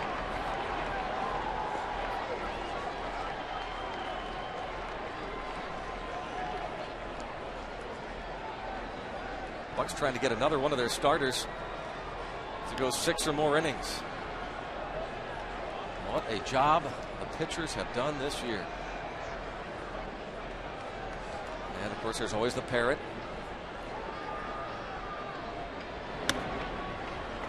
1-2.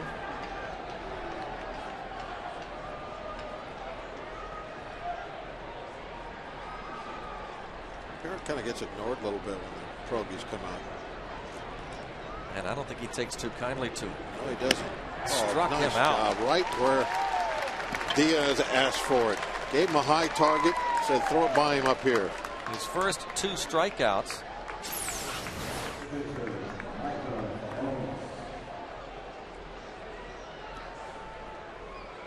Now, Bob, would that be what you call the 4-seamer? There, you can see the target right there just before it came in. Oh, I would imagine through a 4-seam fastball. Because you were talking about how he's he's been a guy that's been kind of relying on the 2-seamer, the sinker, but he still has it in him, as the Pirates have talked about, to get it up there if need be. Ball bounced to third. Micah Owings is retired, and 1-2-3 for the first time tonight. Ohlendorf retires the Reds in order. A lot of stuff going on. 5-3 Bucks.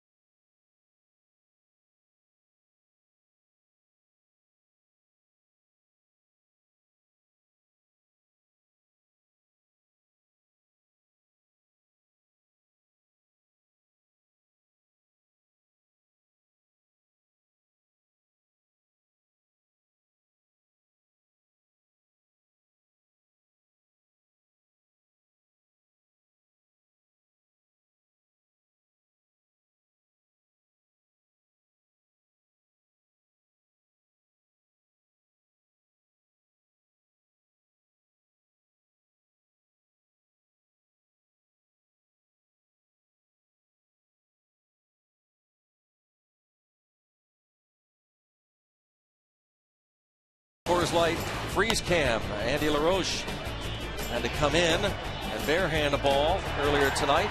Made a nice play. Nice job by brother LaRoche. Coors Light freeze cam brought to you by Frost Brewed Coors Light, the world's most refreshing beer.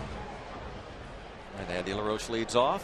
Andy and Adam will probably enjoy a cold Coors Light after the game. Celebrate that play they made.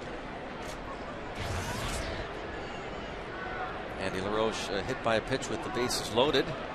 Tough RBI. Lines this one to right. That carries all the way out to Bruce.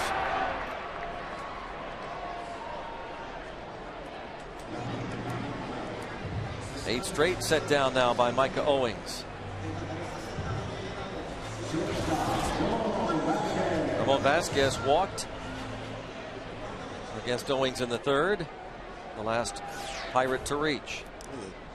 Pirates are able to bunch a bunch of singles together. Bunch. That first inning put that 4 spot up. They have gone quiet though.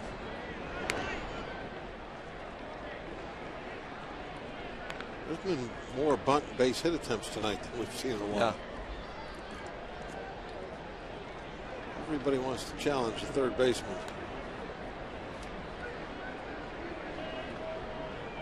Bullpen business. Bernie up.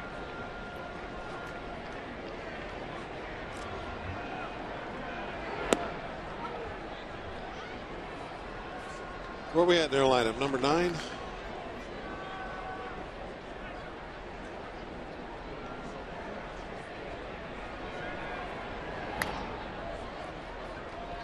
Owens leading off. Owings made the last out, so he'll be the top of the order. In the 7th. And then after Taveras, back-to-back left-hand hitters, Dickerson and Votto due up.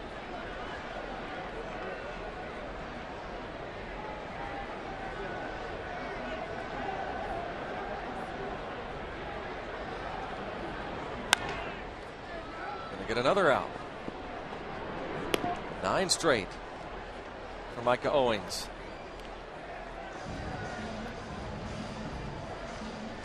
Right about now, is line starting to think back to that first inning. He's really pitched well since then.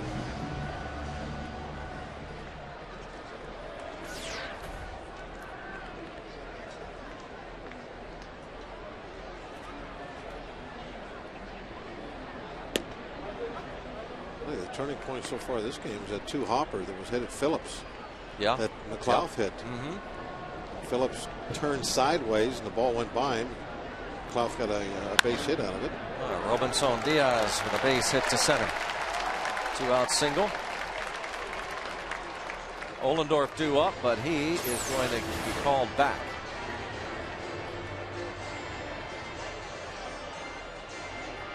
The book eventually on Diaz is going to be, don't throw too many strikes to him.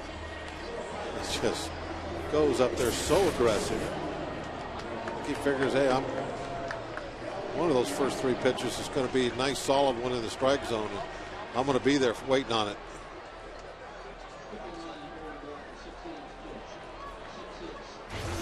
Delwyn Young, mostly pitch hitting duties for Delwyn Young, switch hitter since coming over in a deal with the Dodgers. Ohlendorf 6 innings, 3 runs. Those 3 runs coming on the home run by Alex Gonzalez. Now you do call that a quality start, and that's a term that we hear a lot, have heard a lot the last 3 years in baseball, which is okay. I call it a good start. I mean, a quality start is 6 or more innings, 3 earned runs or less. That's a 4.55 ERA. It's a good start, and that's an excellent pinch hit for Delwyn Young. He's headed to second, and he's there with a double. A pinch hit double for Delwyn Young. There's that extra base hit, sets up things very nice. A couple of guys in scoring position now. Just a single will get us a nice little cushion. Just inside the bag.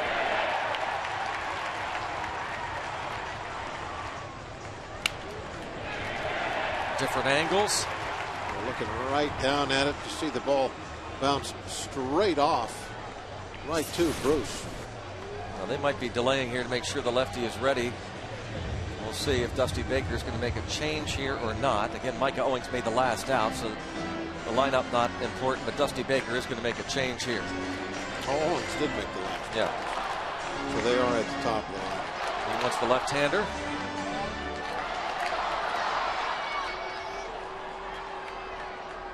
A double to right for Delwyn Young, putting runners at second and third, 2 outs in the 6th. And with left-hand hitting Nigel Morgan due up, Baker has not made the move yet. He's got the lefty up. Freddie Sanchez follows a right-hand hitter, and then 3 straight lefties. is Herrera, Daniel Herrera, who had just gotten up just a couple of minutes ago. So you could see them kind of delaying. The catcher Hernandez went out, and now Baker will call on the lefty. So it's our Columbia Gas 8-1-1 call to the pen as the Pirates try to add a couple of insurance runs here in the 6th. We'll be back.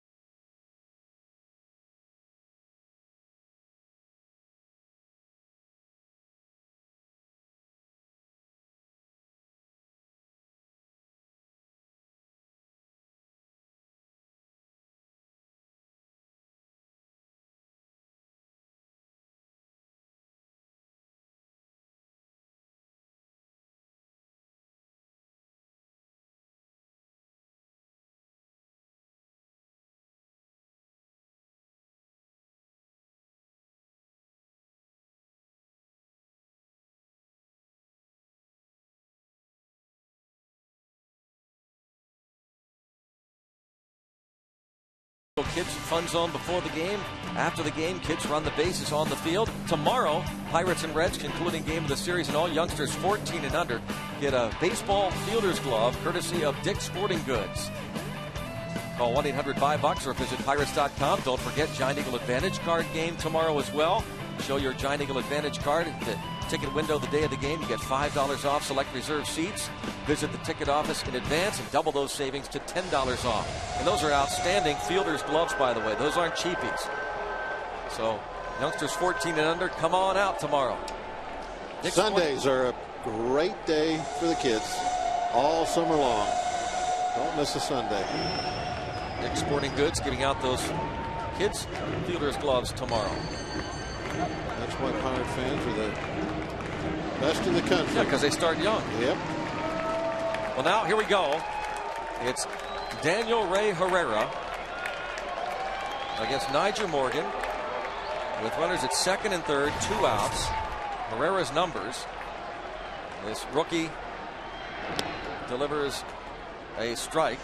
Herrera listed in the media guide at 5'6". Some say he's 5'4".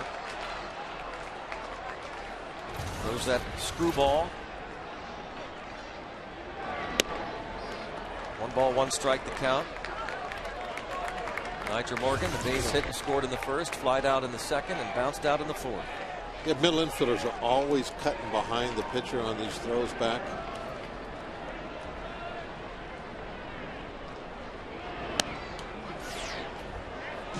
On that first throw back to him after the strike one, Herrera had to jump to catch the ball, and for some reason, neither Phillips nor Gonzalez are moving to get behind him.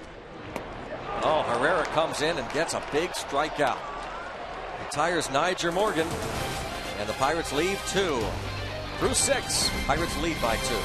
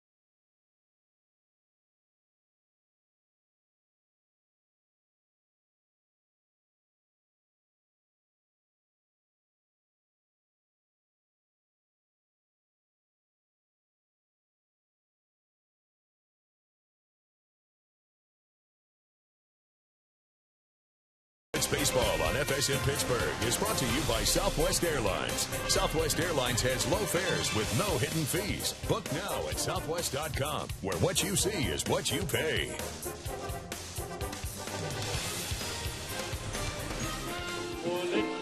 Out in front, enjoying the Polish Day festivities out on Federal Street. All kinds of stuff going on.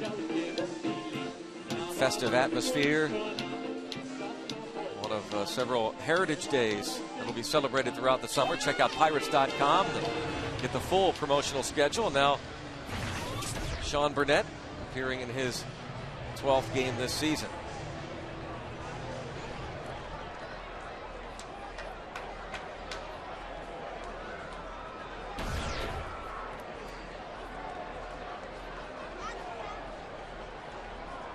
Willie Taveras, followed by two lefties. Taveras 0 for 3 against Ollendorf. Solid start for Ollendorf, 6 innings. 3 runs, 6 hits. Good way to, talk, I think, about those 6 innings, 3-run starts. Yeah. I've always been kind of like you, that saying quality, that might be going a little too far. But what it definitely does, if you do that every single time, then you go home and you look in the mirror and you can honestly say, I gave my team a chance to win the game tonight. And that's most of the time all you can really ask from a starting pitcher. Just give us a chance to win. Get us in the last 3 innings and keep the game close, or in this case, he's got a 2-run lead. Yep.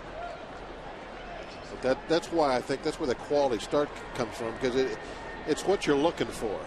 You want that starter to give yourself an opportunity, give the team an opportunity to win the ball game late, whether they're a run or 2 behind or a run or 2 ahead, doesn't make any difference. But if you're only giving up 3 and you get us to the 7th inning, we got a good opportunity to win that game.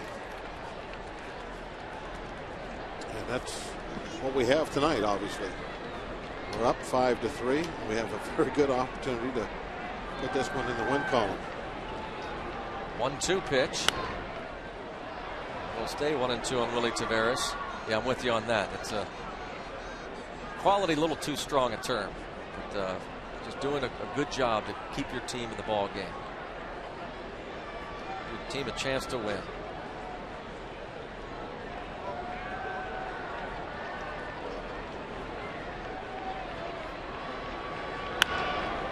Taveras going to start the inning off with a base hit. A leadoff single for Willie Taveras. 5 steals in 5 attempts this season.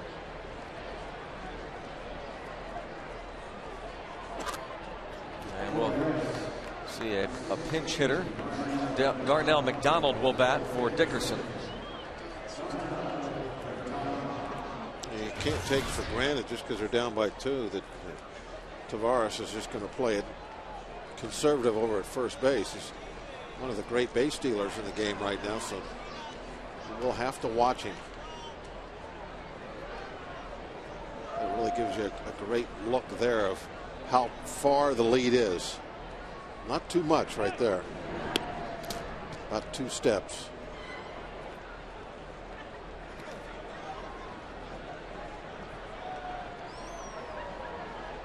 We used to always talk about the cut of the grass, but the cut of the grass has really moved out a long ways. Obviously, you can't go that far. Pirates redoing the cut of the infield grass this year. But the infield used to, a normal cut of the grass used to kind of be up like that. They've moved it out. So I'm going to say that if he gets out that far, that would be a pretty darn good lead. He's going to measure himself now. There he is. He's got the foot out there.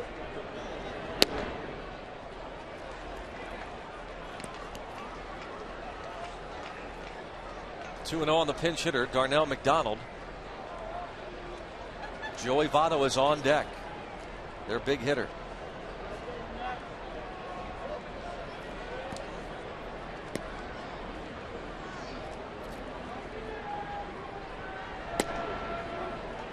And a strike. It looked like it was right on the edge. It's a big call to get. If it goes the other way, 3-0 is not too pretty right now.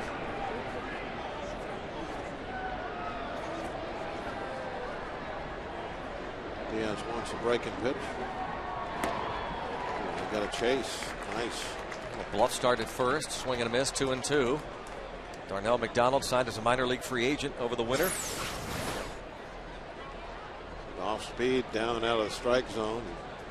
Could not hold the bat. Now, Bob, with that swing, as a pitcher and working with Diaz, do you go right back to something like that? Or can you? Would you? Well, yeah, probably would in this situation.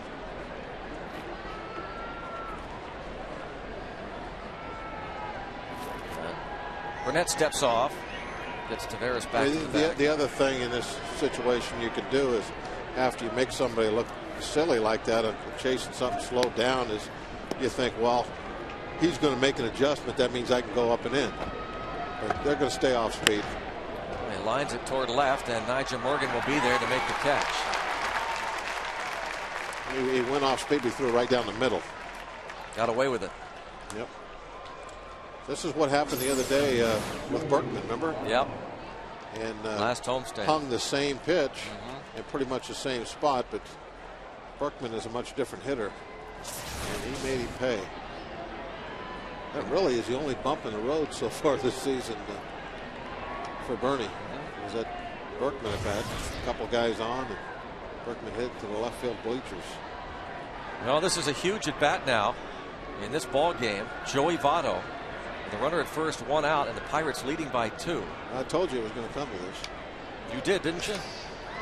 Did you go on the air with it, though? Keys to the game. Key at bat. Burnett against Votto late. I should pay more attention. Yeah. Burnett against Votto late. Yeah. Oh, there you go. There you go. Ground ball. There it is. 1. Yes. And 2. Big key to the game. 7th inning stretch. Time for the Levin Furniture 7th inning stretch. Pirates still lead 5-3.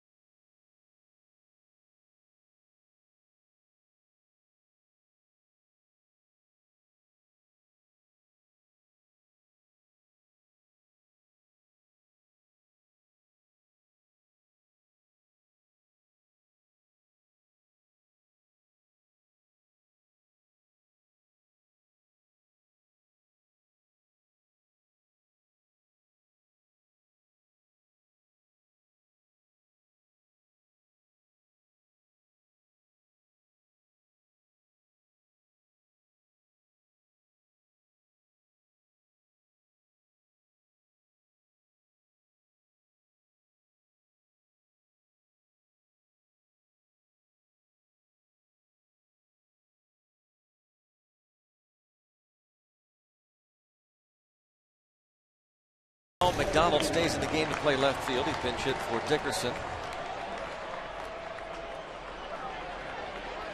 Daniel Herrera got Nigel Morgan to strike out with runners at second and third, and now the diminutive left-hander faces Freddie Sanchez to start the 7th. And then 3 straight left-handed hitters due up for the Bucks. Broken bat past the mound into center. Leadoff hit for Freddie Sanchez.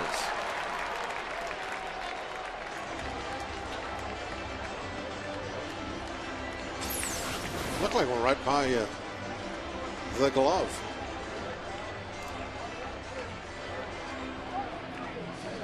Right next to the glove. Might have been distracted a little bit by that weapon that was coming out toward his way.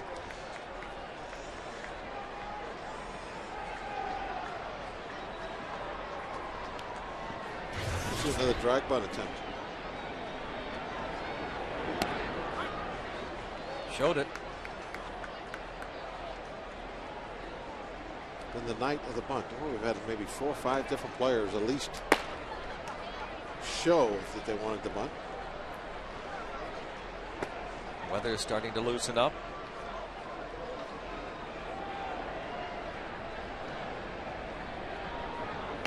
There's a bunt.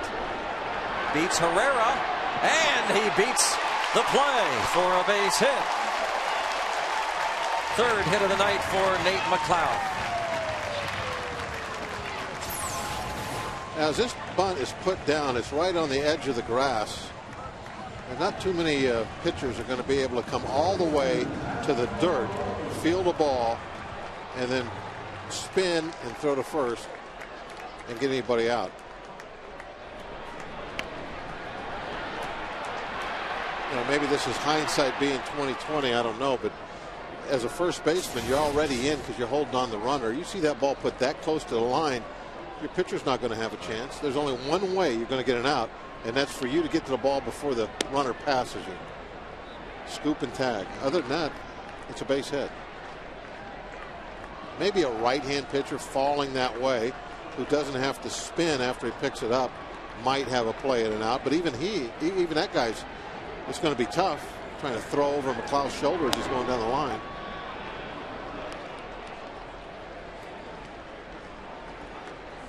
I think if that ball's within 2 feet of the edge of the grass, I think you got to come get it.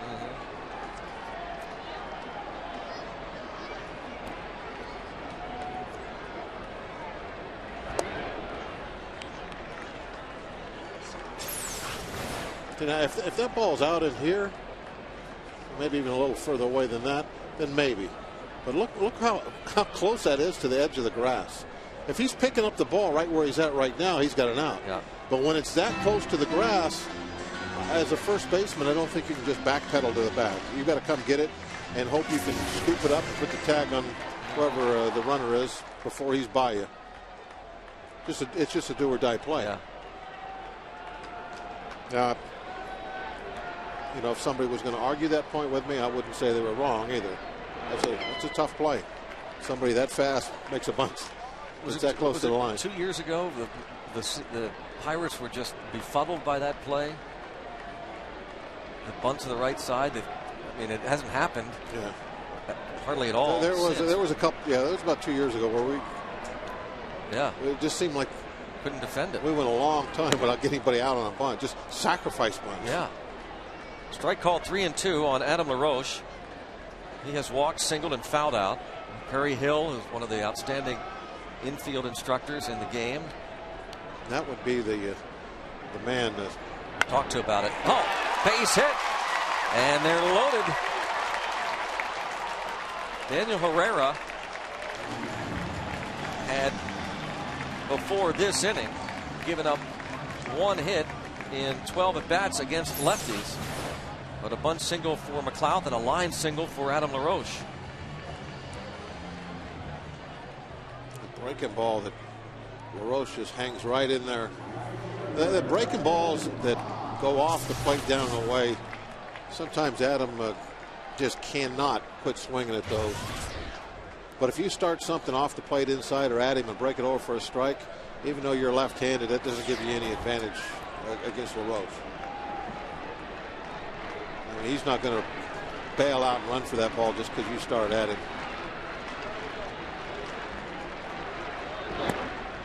Moss takes a strike.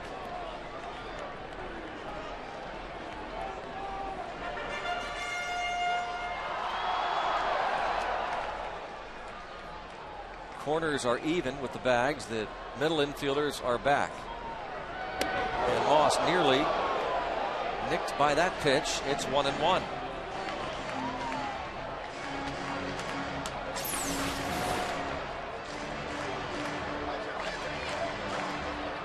Just it came barely, within an inch from getting an RBI. Yeah. Always wonder if guys could ever think, don't move, let it hit me, bases are loaded. 1-2 the count now. Freddie Sanchez, that broken bat single up the middle. He's at third. The bunt hit for Nate McLeod, at second, and the line single to right for Adam LaRoche. Nobody out. Pirates try to add on here, insurance, and maybe ice the game here in the 7th. They're up by 2. Moss grounds to first. Possible double play ball. Just one. Votto to Hernandez, and they get the lead man.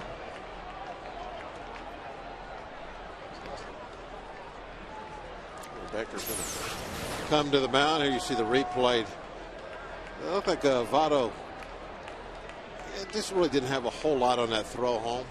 He was trying to throw it and get toward first base at the same time. Didn't get it there quick enough for a double play attempt. Now Andy LaRoche, right-hand hitter, coming on, and a right-handed pitcher be called upon. Our Columbia Gas 811 call to the pen. Pirates still have them loaded with one out.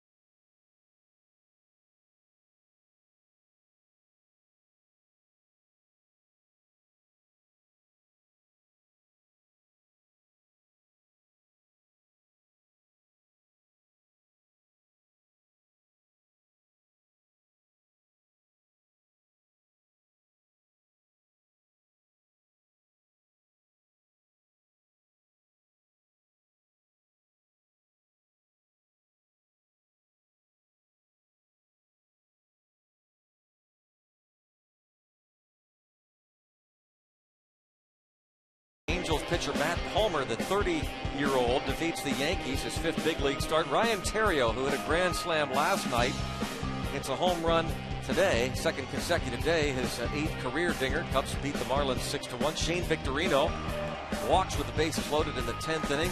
Phillies beat the Mets 6-5, and Ryan Zimmerman for Washington extending his hitting streak to 21 games. They beat the St. Louis Cardinals 6-1. And there's our man. He's become a popular figure here with his dance routine. Always got the binocs around his neck.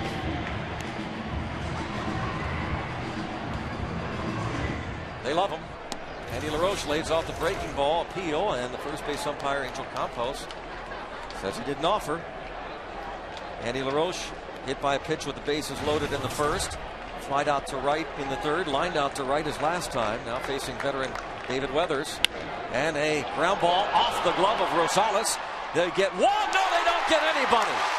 And breaking for the plate is McLeod, and he'll score without a throw. The Pirates scored 2 on a ball that looked like it was going to be 2. Going to be 2, and then it should have been an easy 1. And then not only do they get nobody, but nobody picks up the ball, and they give up 2 runs on the play. No sense of urgency whatsoever on that play. The grounder to Rosales. You got to now just get 1. And now, somebody picked the ball up. Ball just sits there, and the run scores.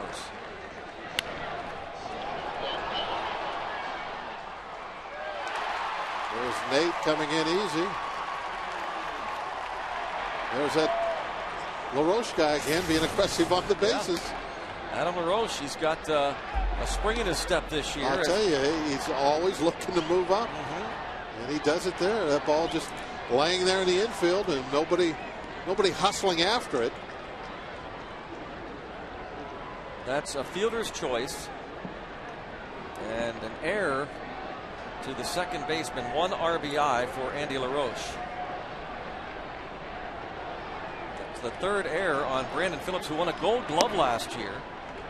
The Pirates lead 7-3 last year tonight, and last year, Dusty Baker, after the season that Brandon Phillips had, he said he thinks that he's going to be one of the all-time great defensive second basemen. Won his first Gold Glove last season. Ramon Vasquez fouls it out of play. Well, this hasn't been a very pretty game for him with defense. I mean, he was kind of a culprit in that first inning where we've got 4 runs not making a play. Here you see it again. He drops the ball.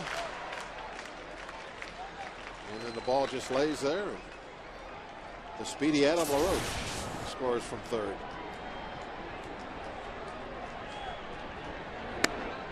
One of the areas that Walt Jocketty, the general manager of the Reds, tried to address over the winter of the defense. Adam Rosales is playing third base for the injured Edwin Encarnacion. Was called up this past week from the minors.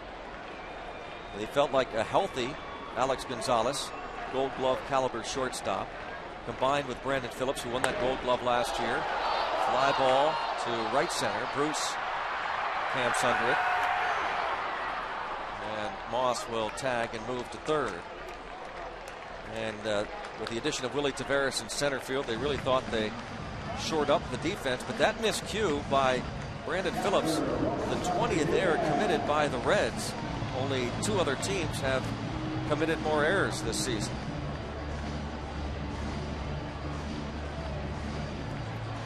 And that ballpark that they play in Cincinnati, a great hitter's ballpark, and every little mistake that's made, like a team that walks a lot of people or a team that gives extra outs through errors, if you play in a hitter's ballpark, those things are always magnified. And they will be this year if they continue to play defense like that. Bounce to short. First Gonzalez to, yeah, that's a surprise. Robinson Diaz is a 1 for 4. The Pirates add 2 more and now lead 7-3.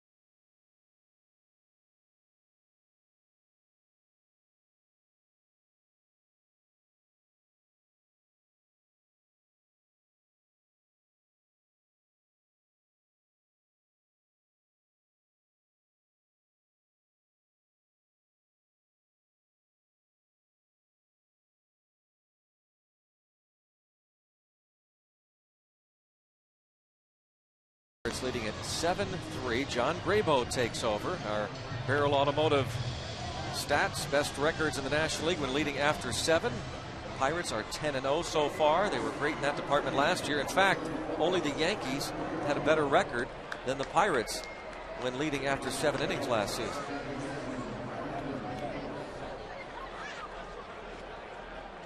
Graybo facing the 4, 5, 6 men in the order.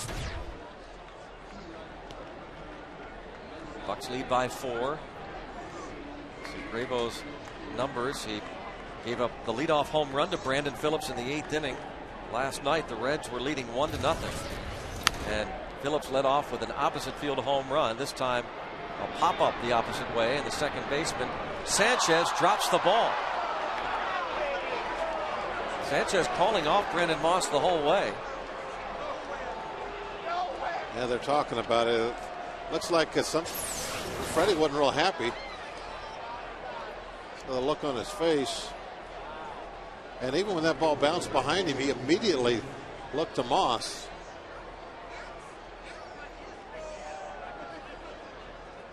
Well, Freddie had his hands out there. Yeah.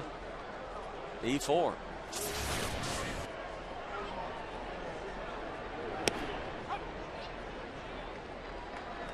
Now Jay Bruce. And most of the time on that ball, the right fielder will call him off and take it.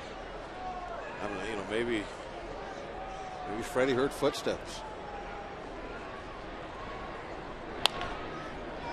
Past Adam Arosh. Will put runners at the corners.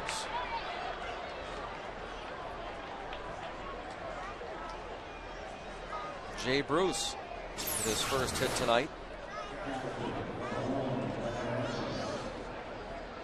Just bounces it past LaRoche.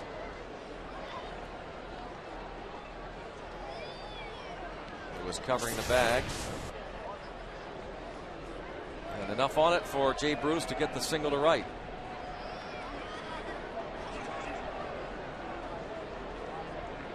His first hit, the 8th hit of the evening for the Reds. Ramon Hernandez is 1 for 3. Ollendorf went 6, gave up 3 runs. Burnett 1 scoreless. And you see the bullpen working. Jared Burton for Cincinnati.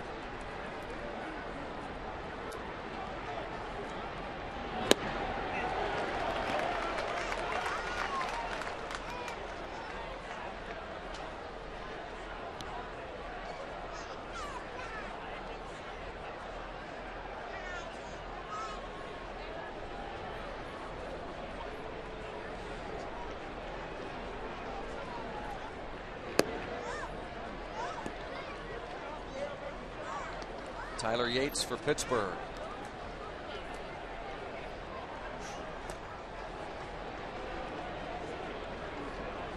Need a grounder to short.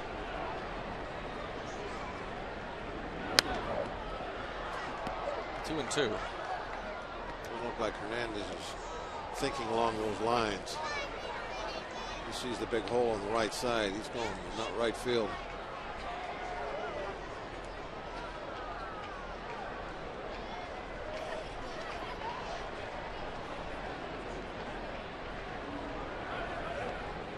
Time called by Pirates catcher Diaz. Nigel Martinez really playing off the line this series. Look at how far he is. If you follow the struck him out. If you follow the line where the grass has been cut straight in, you can see the line that Niger is standing on intersects the infield right back here.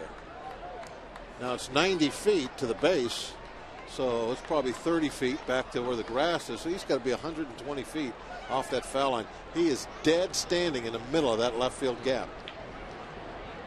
I don't know if that's just something that they're doing against the Reds, or maybe they're going to really concentrate this season and taking away that 410 notch. That's something that we really should keep an eye on. That would be interesting, an interesting strategy. I mean, there's the notch there in the back, and I mean Niger's standing right in front of it. I mean, that takes away the triple, is what that does. Yes, it does. That's the interesting nuance about this ballpark. That's the north side notch. That's where triples are made. And Morgan with enough speed that he can certainly limit any batter to a double going the other way. Yeah, figuring if he hits it down the line, it's going to be 2 bases anyway. So, yeah. So slide over, and take away the triple. I mean, it makes sense. Strike 2 on Rosales. It hasn't been just one hitter. I mean, he's done it on a whole bunch of these Reds hitters. Even now with Rosales, I mean, he didn't move. He is still, if you follow the line, the grass in where they've been cutting it, I mean, he actually misses the infield. I love it when they cut the grass in a pattern like this because it's so easy to see how far guys are off the line. You follow the pattern and make a straight line, it goes right out to where Niger is. And that's a long ways off left field foul line.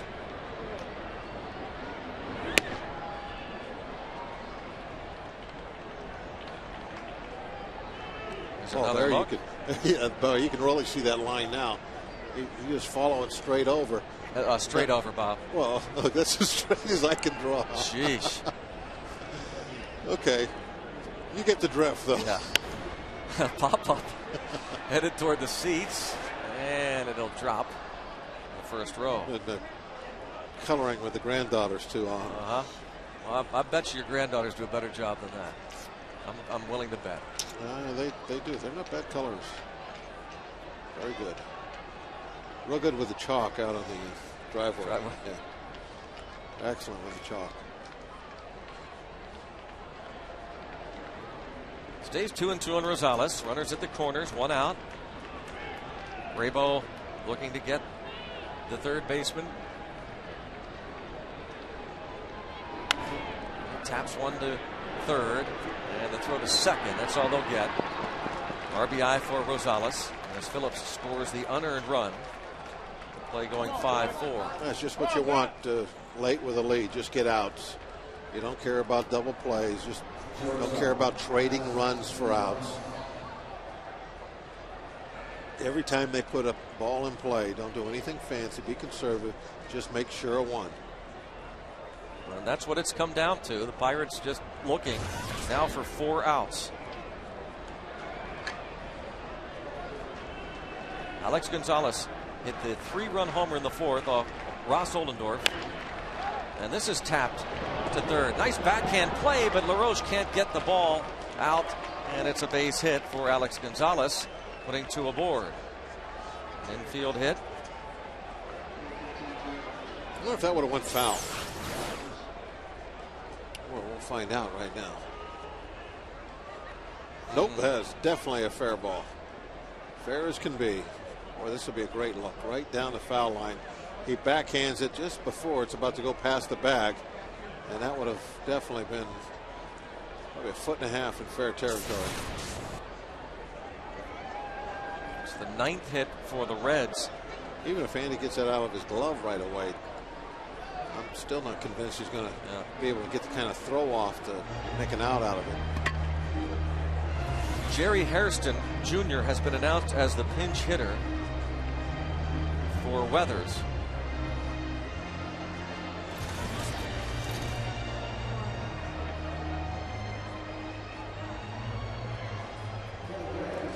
Joe Kerrigan, a quick scouting report out there with Brabo. Tomorrow, concluding game of the series. We're hoping it's the rubber match. We'll televise it for you. Johnny Cueto on the hill against Jeff Karstens. Their numbers. Coverage begins at 1 o'clock. Tim Everett and Steve Glass will bring you play-by-play coverage starting at 1 tomorrow here on FSN Pittsburgh in high def. Jerry Hairston facing Brabo. Hairston was 0 for 4 last night and fouls this ball back. Jerry Hairston Jr. hitting 163, 7 hits and 43 at bats.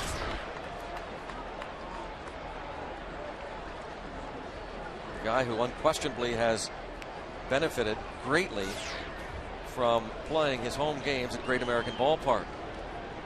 Joining the Reds last year. Bounces this ball left side. Andy LaRoche gobbles it up and throws to second. Now you need 3 outs. An unearned run against Brabo. Head to the bottom of the 8th. 7-4 Pirates.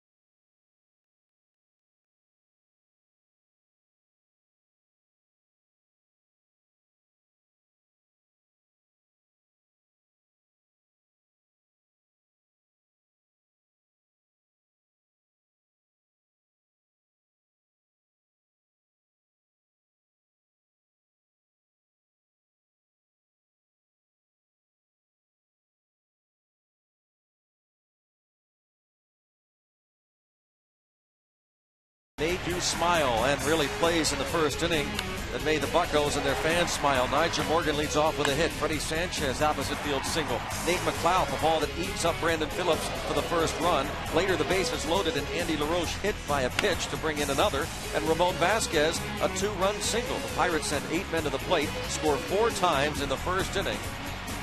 Play that made you smile, brought to you by our friends at Aspen Dental.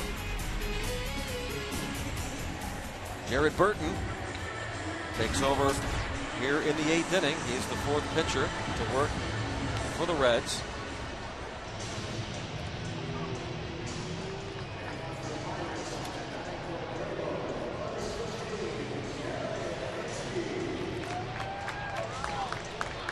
After the game, the first fireworks night of the year.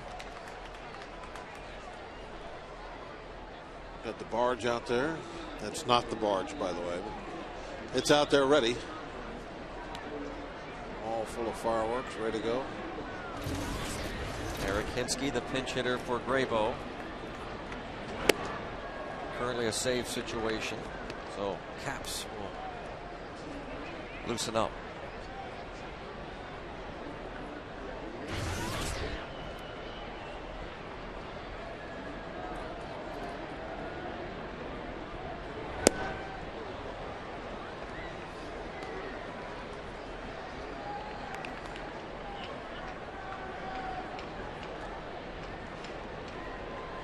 Since Cap's been out there. Hasn't been out there since I think that first game, right, in San Diego. That is a fair ball off the glove of the first baseman, Joey Votto. Base hit for Hinsky.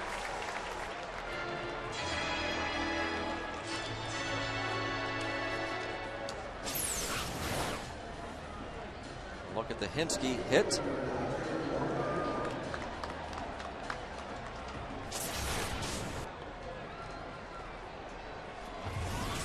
Check out the Firestone stat, top of your screen.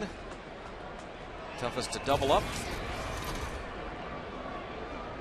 in the league. Nigel Morgan takes a strike. He has 1 hit and 4 at bats in this one.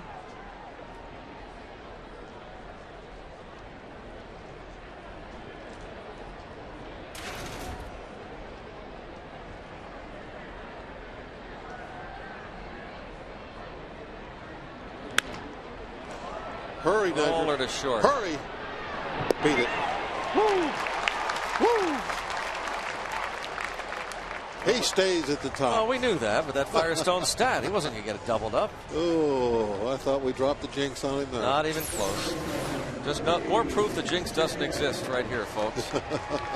It's proof. No such thing. Proof that Niger's really fast. Yeah. That's what it's proof of. That was a tailor-made double play.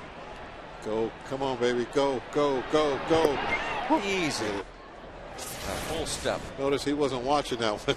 He knew he was in trouble. There was not even a peek. Morgan with 6 steals and 8 attempts.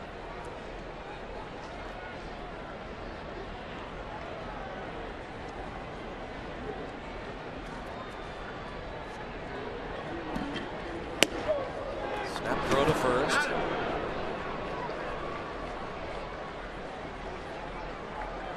That was one of those great times to just give him the green light, let him go if he wants. Late in the game, get by 3. See what they can do. See if he can get in that scoring position. A couple of your best hitters in the lineup. 1 hitting and 1 on deck. Now in the whole 0-2, we mentioned the numbers last year for Ramon Hernandez in throwing out runners. And of course, it's always the combination of the pitcher working with the catcher in terms of what the throwing out ratio is. This year, it's just 14%.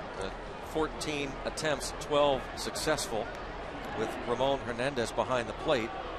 And that kind of goes along with his numbers last year.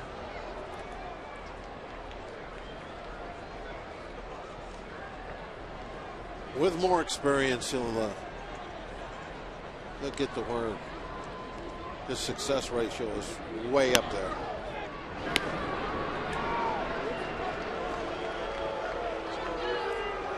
throw over to first. We forget how raw of a baseball player Niger is, I think, sometimes. He hadn't spent his whole life playing this game. He spent most of it playing hockey as a kid. There he goes, and it's popped up.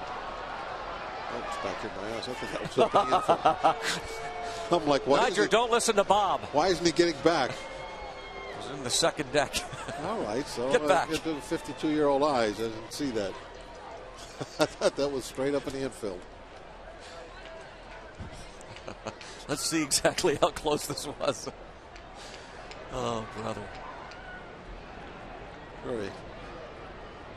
Come on, Freddie, put this one in play. And Niger will reach second easily and maybe think about third. He's taken off. Get out. He's in there. Whoa. You don't see this play too often. Not a lot of room in that backstop, but Hernandez took it for granted that Morgan was going to settle for 90 feet on a wild pitch. Not Niger Morgan. Well, this is kind of like stealing second. You got a nice cushion. You're up. You can do things like this. Go ahead, take a little bit of a chance. You see Hernandez definitely just jogging back after the ball. And Niger taking advantage of it. There he's looking and sees him. Hey, I gotta go. There's only one out. I'm going to get myself to third base with one out. Quickly got that right foot on there. There are certain players that are worth the price of admission just to come out and watch. This guy is fun to watch play the game of baseball right here. Niger Morgan. And there's a drive to left, and he'll easily score. He can walk home. Yep. McDonald will make the catch. Sacrifice fly for Sanchez. Bucks get a run. Niger Morgan gets that run, beating out a potential double play ball and moving all the way from first to third on a wild pitch. Freddie will go give him a high five on that. That got Freddie an RBI, but you know that's not a smart play with nobody out or two outs. Even if he's successful getting the third base, but with one out, go ahead, roll the dice, see if you can do it. Jared Burton leaves, another 8-1-1. Columbia Gas call to the pen. Pirates lead 8-4.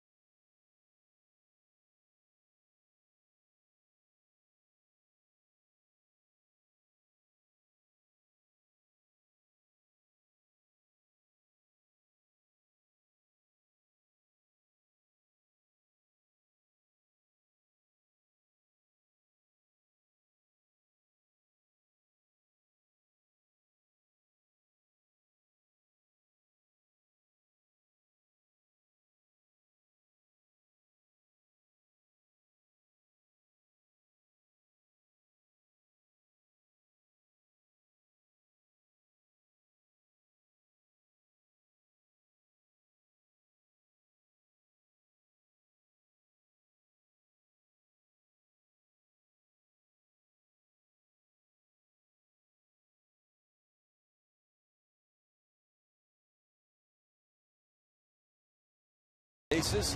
New pitcher is the veteran left-hander, the 39-year-old Arthur Rhodes, with the Bucks leading at 8-4 in the bottom of the 8th inning. So Rhodes has not given up a run in 8 appearances, covering 8 innings.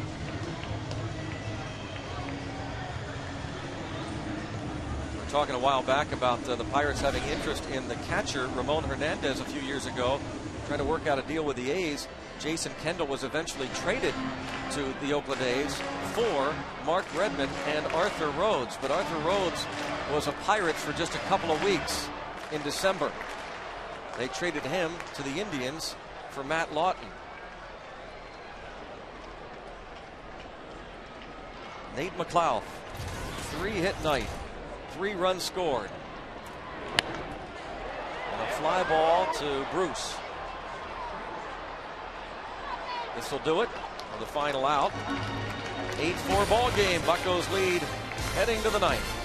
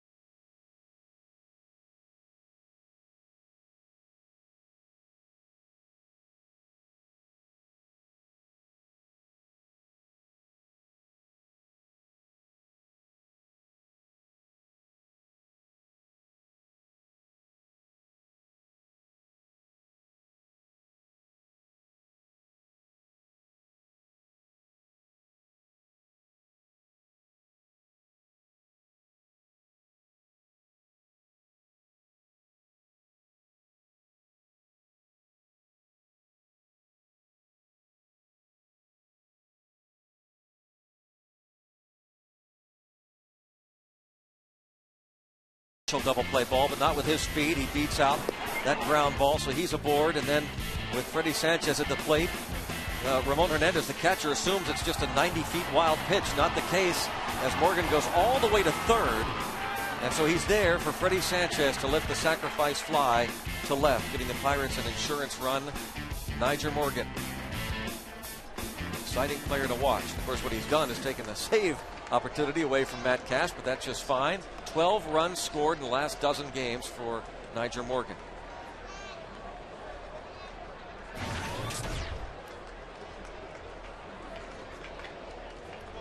Cap's first outing since a week ago yesterday in San Diego.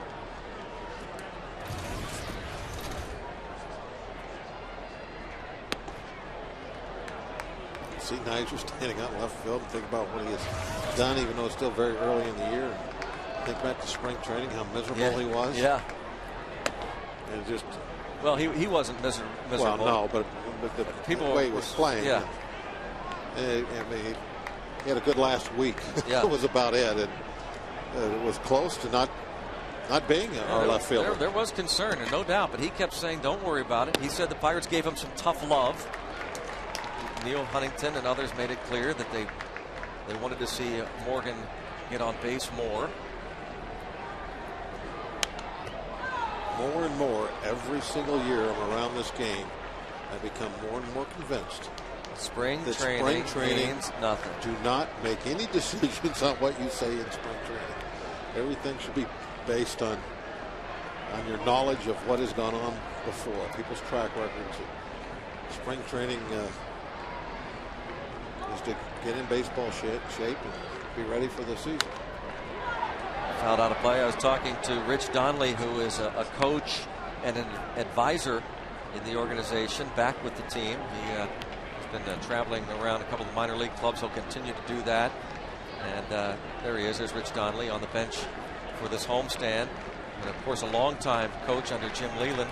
And he was telling us on a radio show down on the farm, which will air next Saturday, that your former skipper Jim Leland would always pull out that media guide and take a look. Take a look at the numbers. He said, media guides don't lie. Don't tell me about what a guy might do. He said Leland would study that media guide. You look at, I like to talk about the track record. Guys that have a track record. Deep short, no chance.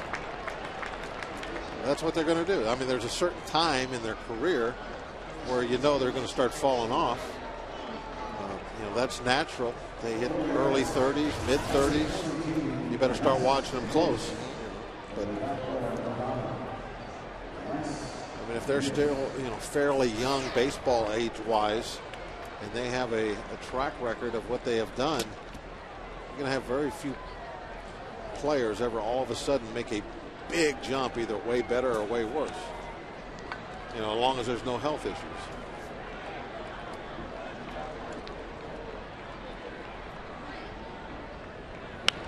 Lance Nix bats for Darnell McDonald after the leadoff hit by Willie Taveras.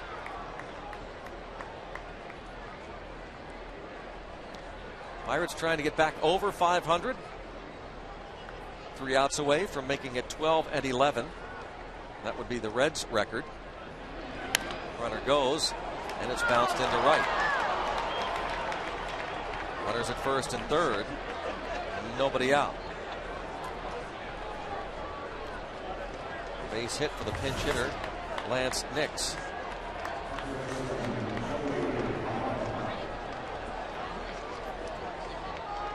Joey Votto. Couple of walks and a double against Ross Ollendorf. Bounced into a 4-6-3 inning-ending double play against Sean Burnett. That helmet doesn't exactly fit real well, does it? Mashing that ear down.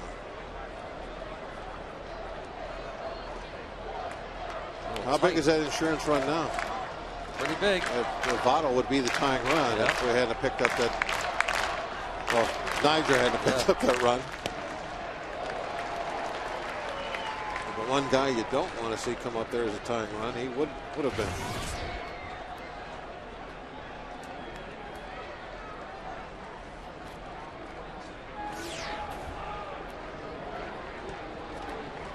One on Joey Votto.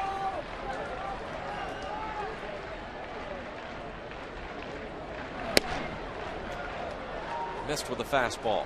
1-1.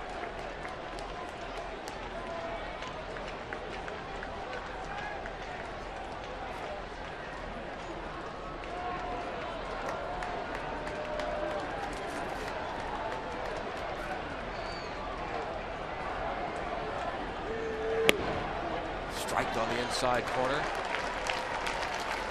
Otto didn't like it, jumped back away from it.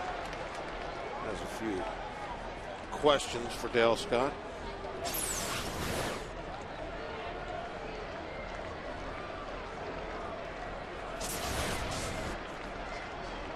Toronto native finished second to Giovanni Soto of the Cubs last year in Rookie of the Year voting.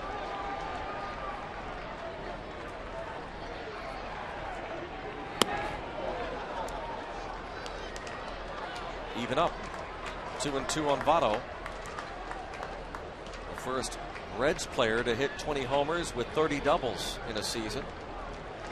Led National League rookies, batting average, homers, total bases.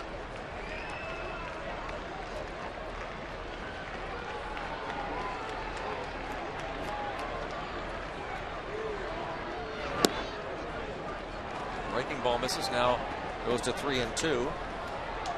Phillips on deck.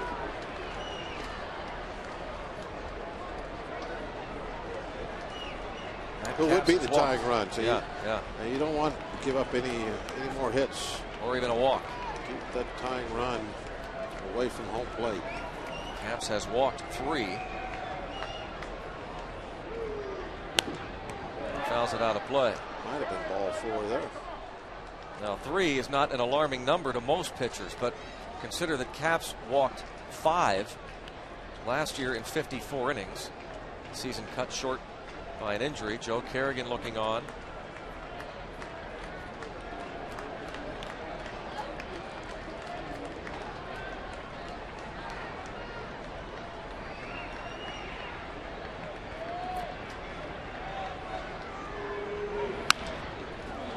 And a base hit. Makes it 8-5. Seeing eye ground ball. And so Brandon Phillips becomes the tying run. 3 straight singles. He doesn't hit this ball very hard, but just well placed. Maybe 4 bounces to get out of the infield.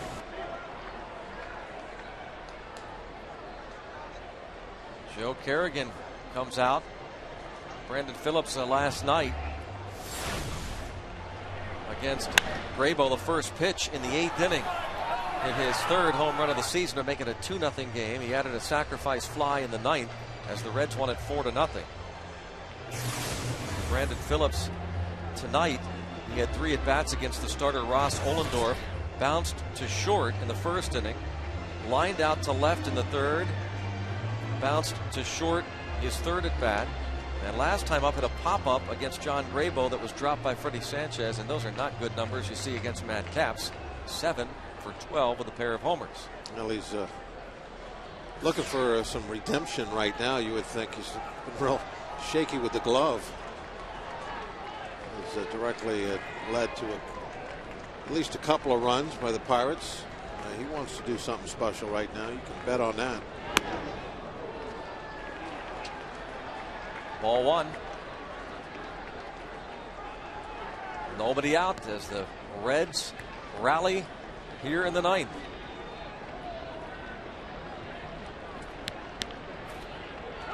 Brandon Phillips, the infield at double play depth. Nix at 3rd, Votto at 1st.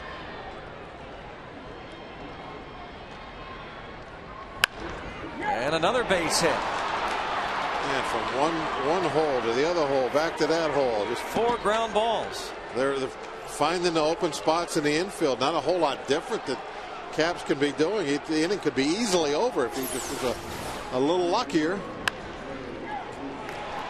Could be a ground ball double play, but you know what they say about ifs and buts.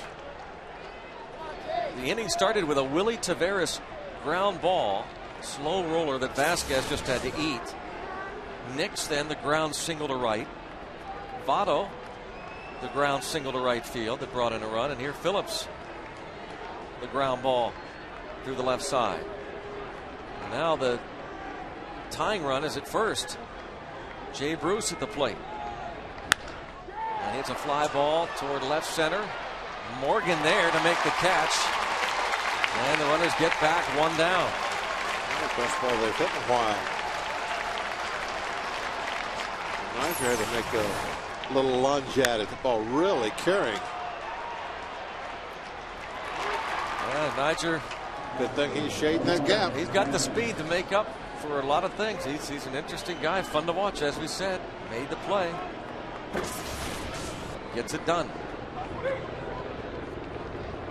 And now it's Ramon Hernandez.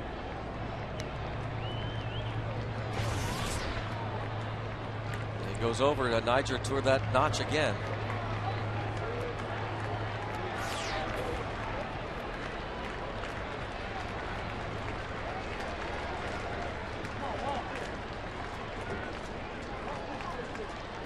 Ramon Hernandez, 2 previous at-bats against Capps, couple of hits. He is a double play candidate.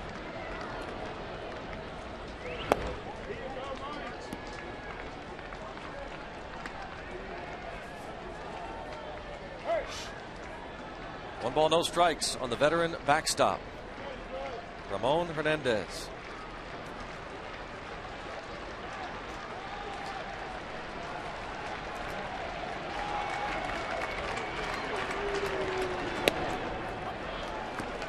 One ball, 1 strike.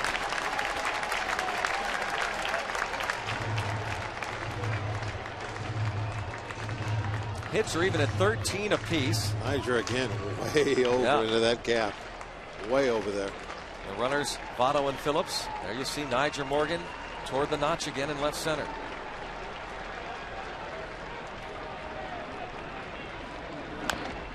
One and 2.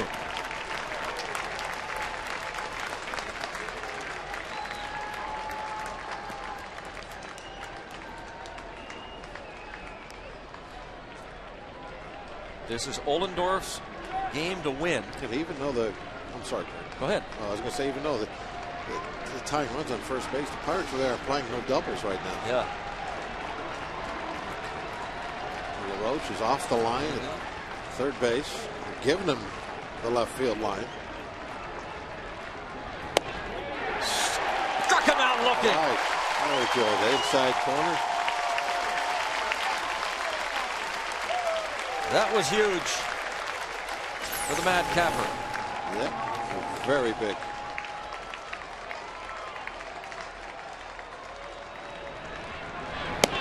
There it is. Diaz just throws it there. Not a lot of movement.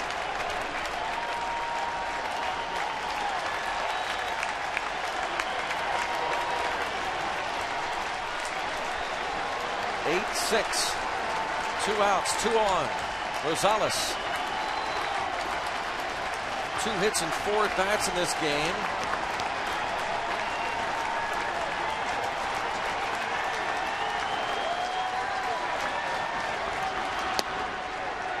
And a strike. Caps a veteran now against the rookie Adam Rosales. That Caps in his 4th full season in the big leagues. Again, not a safe situation. 2 runs given up. The win would go to Allendorf. He'd go to 3-2.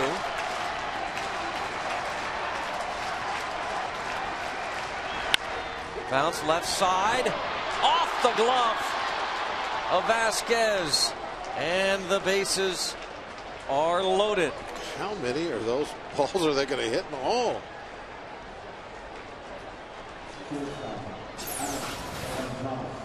Another one that's just not hit hard, but just well placed. Vasquez gets a piece of it, but we needed an out. Oh, now it's the veteran Alex Gonzalez. Ollendorf taking a peek now and again. Wow, it's down to this. Bases loaded, 2 outs, and now an 8-6 ball game.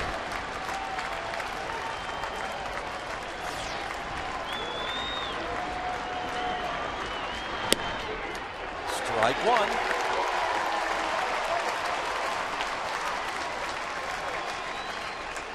Gonzalez 3 hits and 3 career at bats against Matt Caps. Due to ground out, isn't he? Well, base hit through the infield. Phillips should score easily. Would tie the game. Get another one of those ground balls. It was time to get a ground ball at somebody. Odds are the odds. And of course, you can strike out Gonzalez too. He has that tendency. He's homered tonight. The 3-run homer in the 4th. Cut the lead to 5-3. He's also struck out tonight. Has been hit by a pitch and reached on an infield single. It's 0-2. 22,891 on a fireworks night in Pittsburgh.